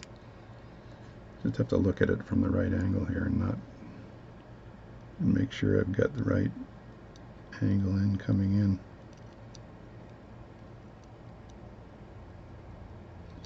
Alright, that's not fitting because it's too low, and that is too high. Hopefully I don't have to raise the plate up a bit to get this barrel in, because that I don't think is a good thing. I think these were made to just fit in. Come on, get in there. It's in the hole. It's in the hole. What you have to do is not force parts. If you force parts, you're going to get broken parts. So just play with it, tinker with it until it fits. Now I could try to move it forward more, but I think I'll go off film again because I don't want to be... Oh, there. Oh, was that in? No, almost. Oh, ta-da. There, it's in. And I'm going to look and make sure that that barrel is all the way through, because that's the second part. Even though I may have it in the hole, it might not be all the way through. So I may have to rotate it and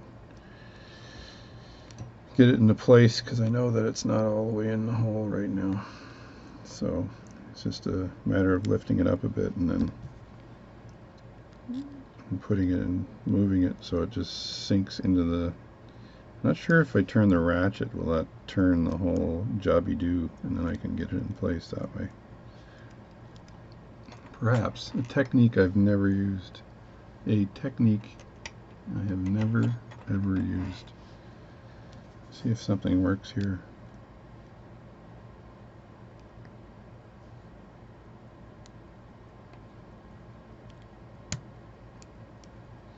It worked. So that barrel is now sitting in there nicely. You look at that, yeah, that's perfect. So the barrel's sitting in there nicely, and now it's going to be the world's longest video, but the heck. Anyway, YouTube's going to go, You can't make videos this big. They're 1 hour and 44 minutes. So I want to put a little bit of oil on the edges of the barrel there, like so. And then I want to put that plate back on. I'm going to clean up these finger things before I get too fingery. There we go. That's in there. And then put the screws back in place. Let me move that oil out of the way because I got to oil all these jewels now. Jules Verne, Journey to the Center of the Watchmaker. So I've been at this. No, don't tighten anything down right away. That's the rule of watchmaking. You tighten it a little bit, see whether the things work, and then tighten it some more. Alright, now I'm going to look at see whether that's going to provide me any power here. So I'm going to wind this just a bit. Like that.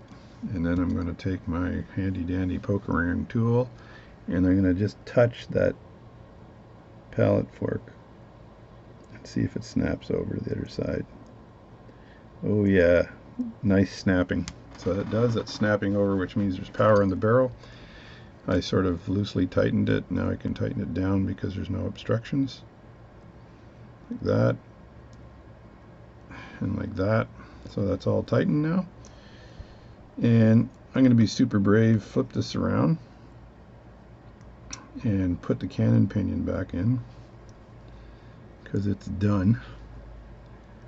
And then just lower that cannon pinion. Now normally you push that cannon pinion down with tweezers, but because this is a very nice expensive movement, I can use the stake from the staking set.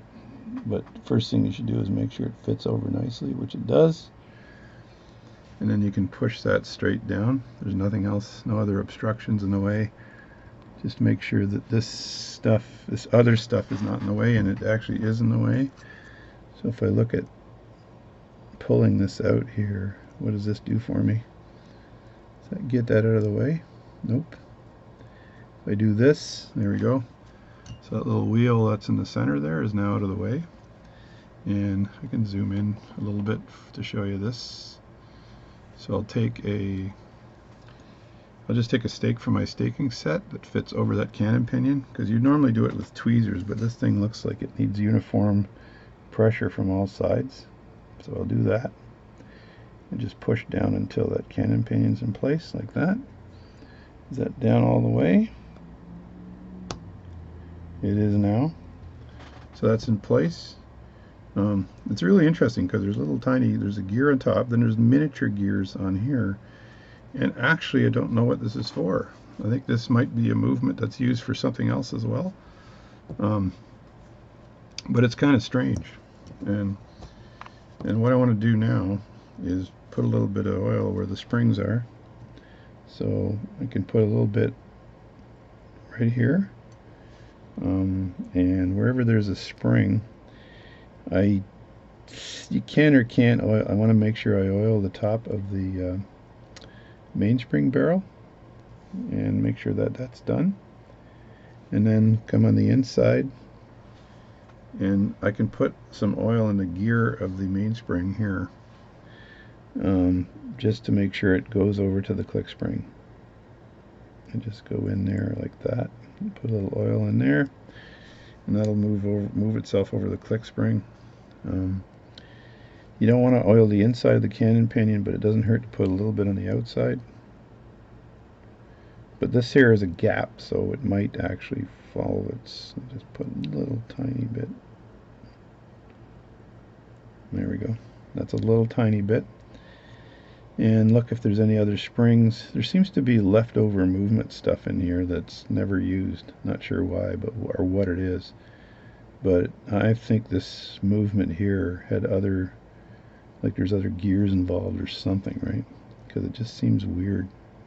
Got to put that gear back in place, and I've got to I'm going to oil the top, so I can put some oil right here on the second wheel, which is good. I need a thinner oil for the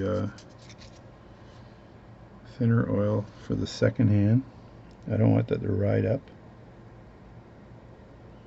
like that. And when I put the second hand on and oil that, I will push down on this too to make sure there's no oil coming up the second hand. And then I need to put the same, this is 9010 oil, which is a thinner oil, and put that here into that cup, and then put that here into this cup. And I think that might be it. Let me just clean this oiler, because I think I want to put some oil right in here as well. If you put too much oil into a watch, then it's nasty. It'll collect more dust and stuff, so you don't want too much on here. So, but you do want it where the springs are connecting and touching, or where there's a joint. So that's all good there. I don't think there's any movement there at all. I oiled the minute wheel there. So if I put the minute wheel back on, see if that connects with the hour wheel, whether we're good there. So that seems to be, yeah, that's connecting perfectly. And then put the hour wheel back in here and make sure that that's connecting with the minute wheel through the gears here. Is that right? I believe so. There we go there. And before you put the face back on, which is the next move, I want to make sure the whole darn thing works. So what I'll do is put the winding mechanism in, and then open this up and then see if the time sets. Is the time setting or not? Or no, as they say. Yeah, it's turning. That would be turning the cannon pinion on the center, right? So I think there's this goes like that, and then the whole darn thing turns. It is pretty tight though. It's turning pretty tight. I don't like that. I wonder if this can come off. And look at the gears here as they're turning and see if I can lubricate these, or if there's anything here to make them turn a little less tight.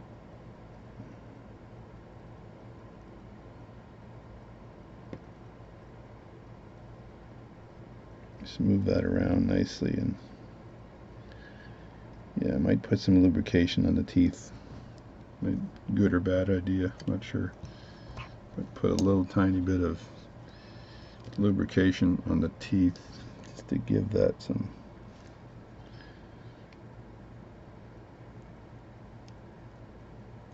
that should spread around a little bit, and we'll see what happens here.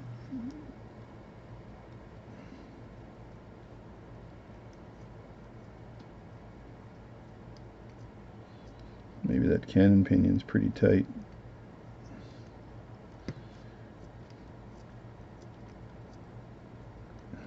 I think everything's kind of moving here. Seems to be a bit stiff, but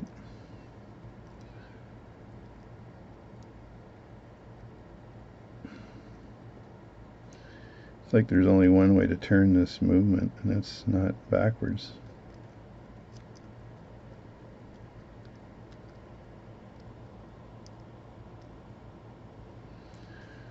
I'm not sure. It seems to be pretty stiff. So I'm going to work on that and be right back. Okay, just a little more work on the top of this where the ratchets are to loosen that up. Alright, that's moving a whole lot better now. I oiled all the right places for this. It's a little stiff, but maybe it's supposed to be. But it's moving a lot better now. So, and I'm able to wind it, which is nice. So that's all good. What's strange is this is a little loose. and I don't know if there's supposed to be another spring in here of some sort, but there isn't.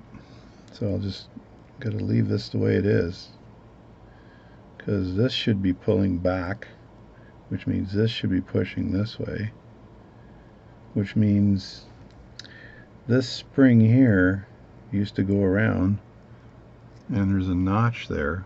This spring here used to go around and touch this notch and pull all that up. So that is a spring, and it's broken right there. But if you have that inward in the pocket watch and you pull it out, everything works. I just don't know.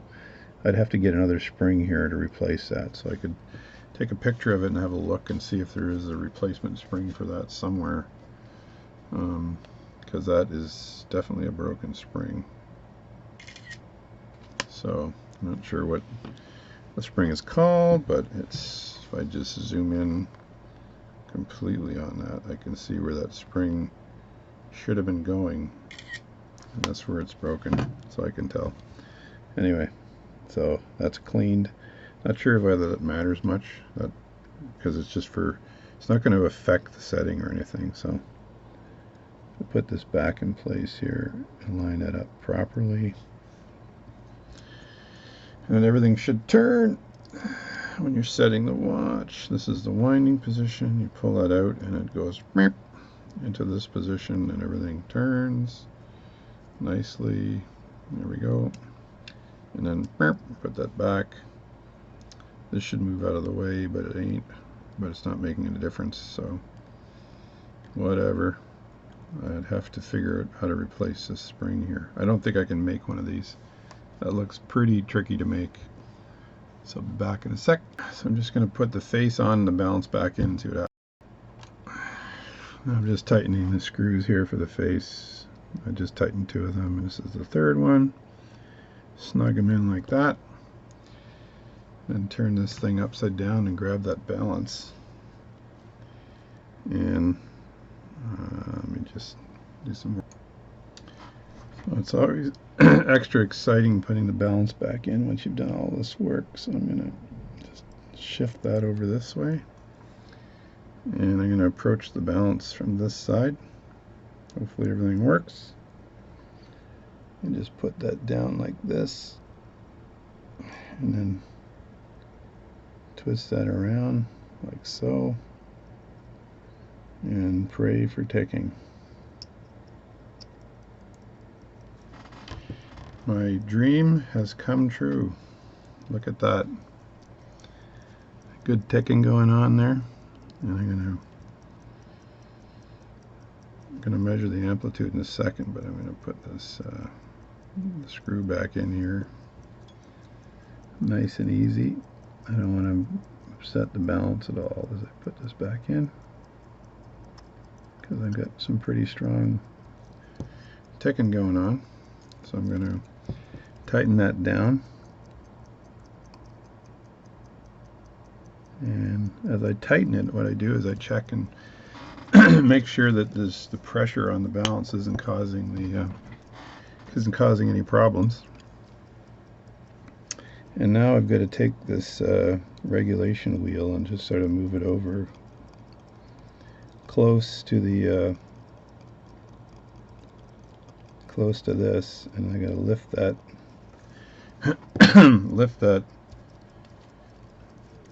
the regulator arm up a bit as I turn this in. So I'm going to just go under like that, and then just see if I can't lift that up a bit as I turn this. And that is going underneath it nicely.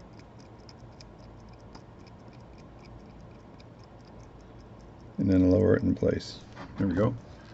That's lowered in place. And now I'll look at the amplitude. And I still have to I think I've oiled all of that, I believe. Or have I? I don't think I have actually, but I've put a little bit of oil on there. And let me check the amplitude really quickly to see, even pre-oiled, to see if I've got a decent amplitude on this. 2002, 2003, 2004, 2005. I use my iPhone in slow motion and have a look at that amplitude. It's not too bad. It's over 1 It's over 360 going around, but I know that I still have to oil these jewels here. 1, 2, 3, and I don't plan on oiling the pallet fork because that's going to cause me problems. So that's running pretty good right now. That's looking pretty good. So then all I need to do now is put the hands back on and put it back into movement. So I'm going to pause. Alright, that's one hand on. It kind of went snap when it went in. And then this hand here, this is a tricky one to put on because it's got to be leveled. And you got to make sure you put it on the right way. So it goes on like so. And you got to make sure that it's perfectly level with the second hand. Or not second hand, with the hour hand. There's enough room in there between this hand and the hour hand. So you kind of put it on like this. And it should be, before you tighten it down, just nudge it over so that you have complete alignment. And push down on it, and then have a look. And that is nicely clearing that hand. And then I'm going to put the second hand one on now, and this is the one that was causing issues. So I found the second hand, and I'm hoping that this goes on without a problem. So pas de problème, and I got to get in close for this one because I don't want this effing up.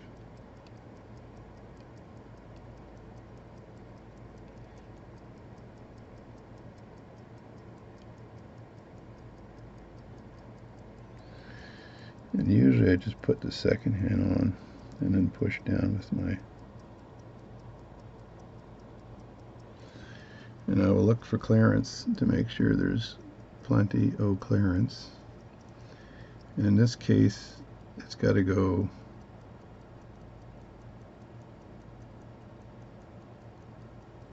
the back part's got to go back a bit. That should be good. And then I'm going to put this in here and turn the hands that rock the cradle. So it means I got to pull this out like so. Make sure I hear the click. I think that's the click. And then set the time. And it's pretty convenient. It's 12:09. So I'll put it at 12:10. Like so, and then I'm going to just watch this watch move. I think I will put it into a bigger movement holder so it doesn't fall off, and then I will reassemble the watch a little later. When I put it into the movement holder, I'm going to make sure that it's not touching anything. So I'd probably want it to be like this in the movement holder, like that, because that, from where I was looking, that is not touching anything. So just squeeze it in just a tiny bit. Alright, like that. And I'll put that, I need to put the protectors back on and do like these things here and all the rest of that, but I don't need to do this. So recasing, it's not a big issue. You watch that. So just to make sure that it's nice and there's no issues there, I'll also if I could fit it in here, I'll place the whole thing in here. I don't think so. I'm just going to place this on top so I don't get any dust on it. And I'm going to keep an eye on it because I want to regulate it after. And it's going to be, I just need to turn it a bit to regulate it. So I could put it back in the case, I guess. I don't know. Because in order to regulate it, I just have to flip it around in the case, I guess. So I'm just blah, blah, blah, blah, right? But I do want to do some work on the case before I put it back. So let's just end the video here. That's it. So it's running really well. and you saw me strip it down and start it up again. And so casing, it's not a big deal, but you want to put it under some kind of glass after so that you don't have issues. And now I'm going to be timing it and seeing if there's any issues with the with respect to the time. I think it's going to be fine, and I'm going to case it and then probably walk around with it for a while to make sure that it stays, the second hand stays on, and all the rest of that. So thanks for watching. It was a lot of fun. Pretty long video today, but hopefully it was enjoyable. Probably don't, like I said, casing, it's not a big issue, but I don't know. Maybe I'll put it in the case. There, the shrouds are back on, and I'm going to just place it back in the case now, which should be not difficult. So I cleaned the case up a bit. Got to figure out where the hole is. It's on this side here. Keep my fingies away from everything. And then line, got to line the hole up. Hang on a second while I zoom out a bit, because it's going to be over a 2-hour video here. Hopefully that the people on YouTube let me publish this, so because it's over 2 hours, which is a long friggin' video. So there we go. And I just rotate that around here to make sure it's in place. Look everywhere.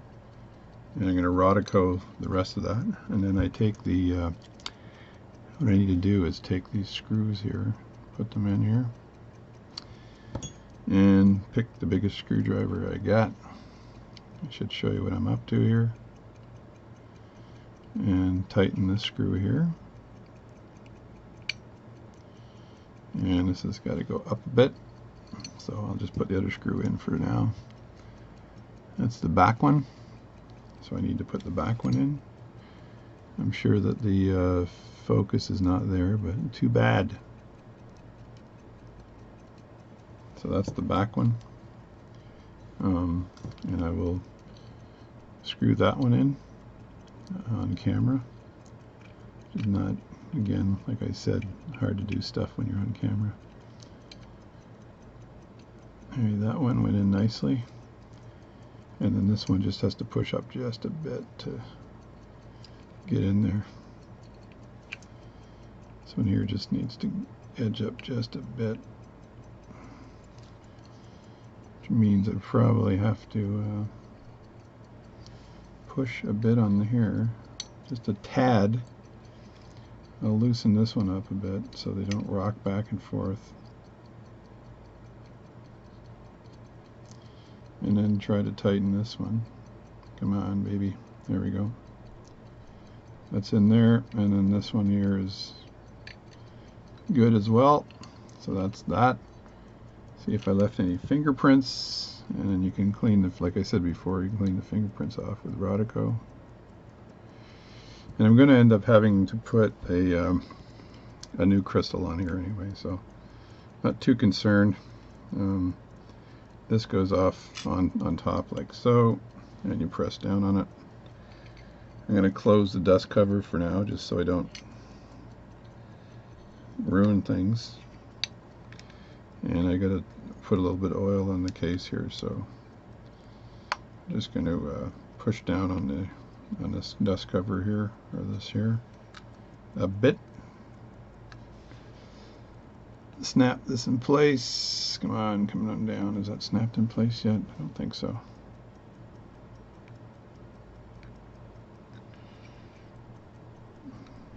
Is that working or not working? Let me see. I think I'm squishing something, so gotta make sure you're not squishing anything. Just pull this out a bit, and then it goes back in again. So I'm trying to pull out this a bit, and then I'll keep it in the out position while I push this in. There we go. And that's in there nicely. There we go. So that's in there. So now the watch is working. What time is it? 19. It's not, actually not too bad. And push that back in. And I've got to oil, put a little bit of oil on the joints here. And I shall do that. I think I will use the less gummy oil.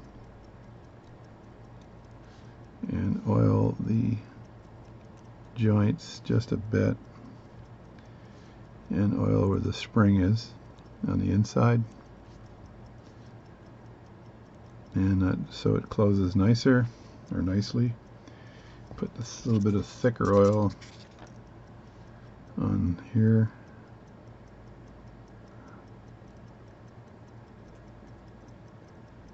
Like that. You don't want oil migrating, so that's that. And then that's nice. See, that's nice spring is sprung. And then I just open this up a bit and need to oil the hinges in the back here. Again, I'm going to put a goodly amount of oil on here. And the quicker you pull the oiler out of the oil, the more oil you get on your oiler. Does that make sense? So I got that is now oiled. I just move that around, and I probably will put a little oil in the back of it as well, and I'll shine up all this stuff after. So I put a little oil right there, put a little oil right here, and then I got to oil where the pins are here, because it's not just that, it's on the back here too, because I can oil, yeah, right there, and oil right there, and that's good there. So, and I need to clean the obviously need to clean this case up a bit. Again, I can Rodico the top, as you can see. That shines it up nicely. It takes all those smudge marks out of it and stuff. But I should really close the case before I start doing this, because I don't want to stress the hinge. So that's, see the job that Rodico does? It's just an amazing putty. I'm not sure who invented Rodico. Probably Mr. Rodico. But that is very good. And I'm going to take one more video of the movement just to make sure I've got good amplitude still. Should be better than it was before, actually, because I've oiled it up and it's working nicely. And then I'm going to regulate it, so I'm not going to close this down completely. I'm just going to snap this in. And then I can do some work on the case later. As you can see, it just clean that up nicely. And that gets rid of all of the stuff. So there we go. I just need to wait for the crystal to come in from cousinsuk.com, and I've got the right crystal ordered. Snap that in, and the watch is running and done. Now this is the end of the video. 2 hours and 12 minutes. So thank you very much for watching. I know it was a bit of a long video, but sometimes it's longer than it's not as long as that movie that was on. I'll call it I Hear You Paint Houses. Anyway, the De Niro movie. It's not as long as that one, but it was long. So thanks a lot for watching. This is a beautiful watch movement I took apart, cleaned up, and it's working quite well. There's one part in there, like I said, that's broken, that's causing this thing here to fly out. And I'm going to see if I can find that spring, but I might not be able to. It still operates without it. Thank you very much. See you.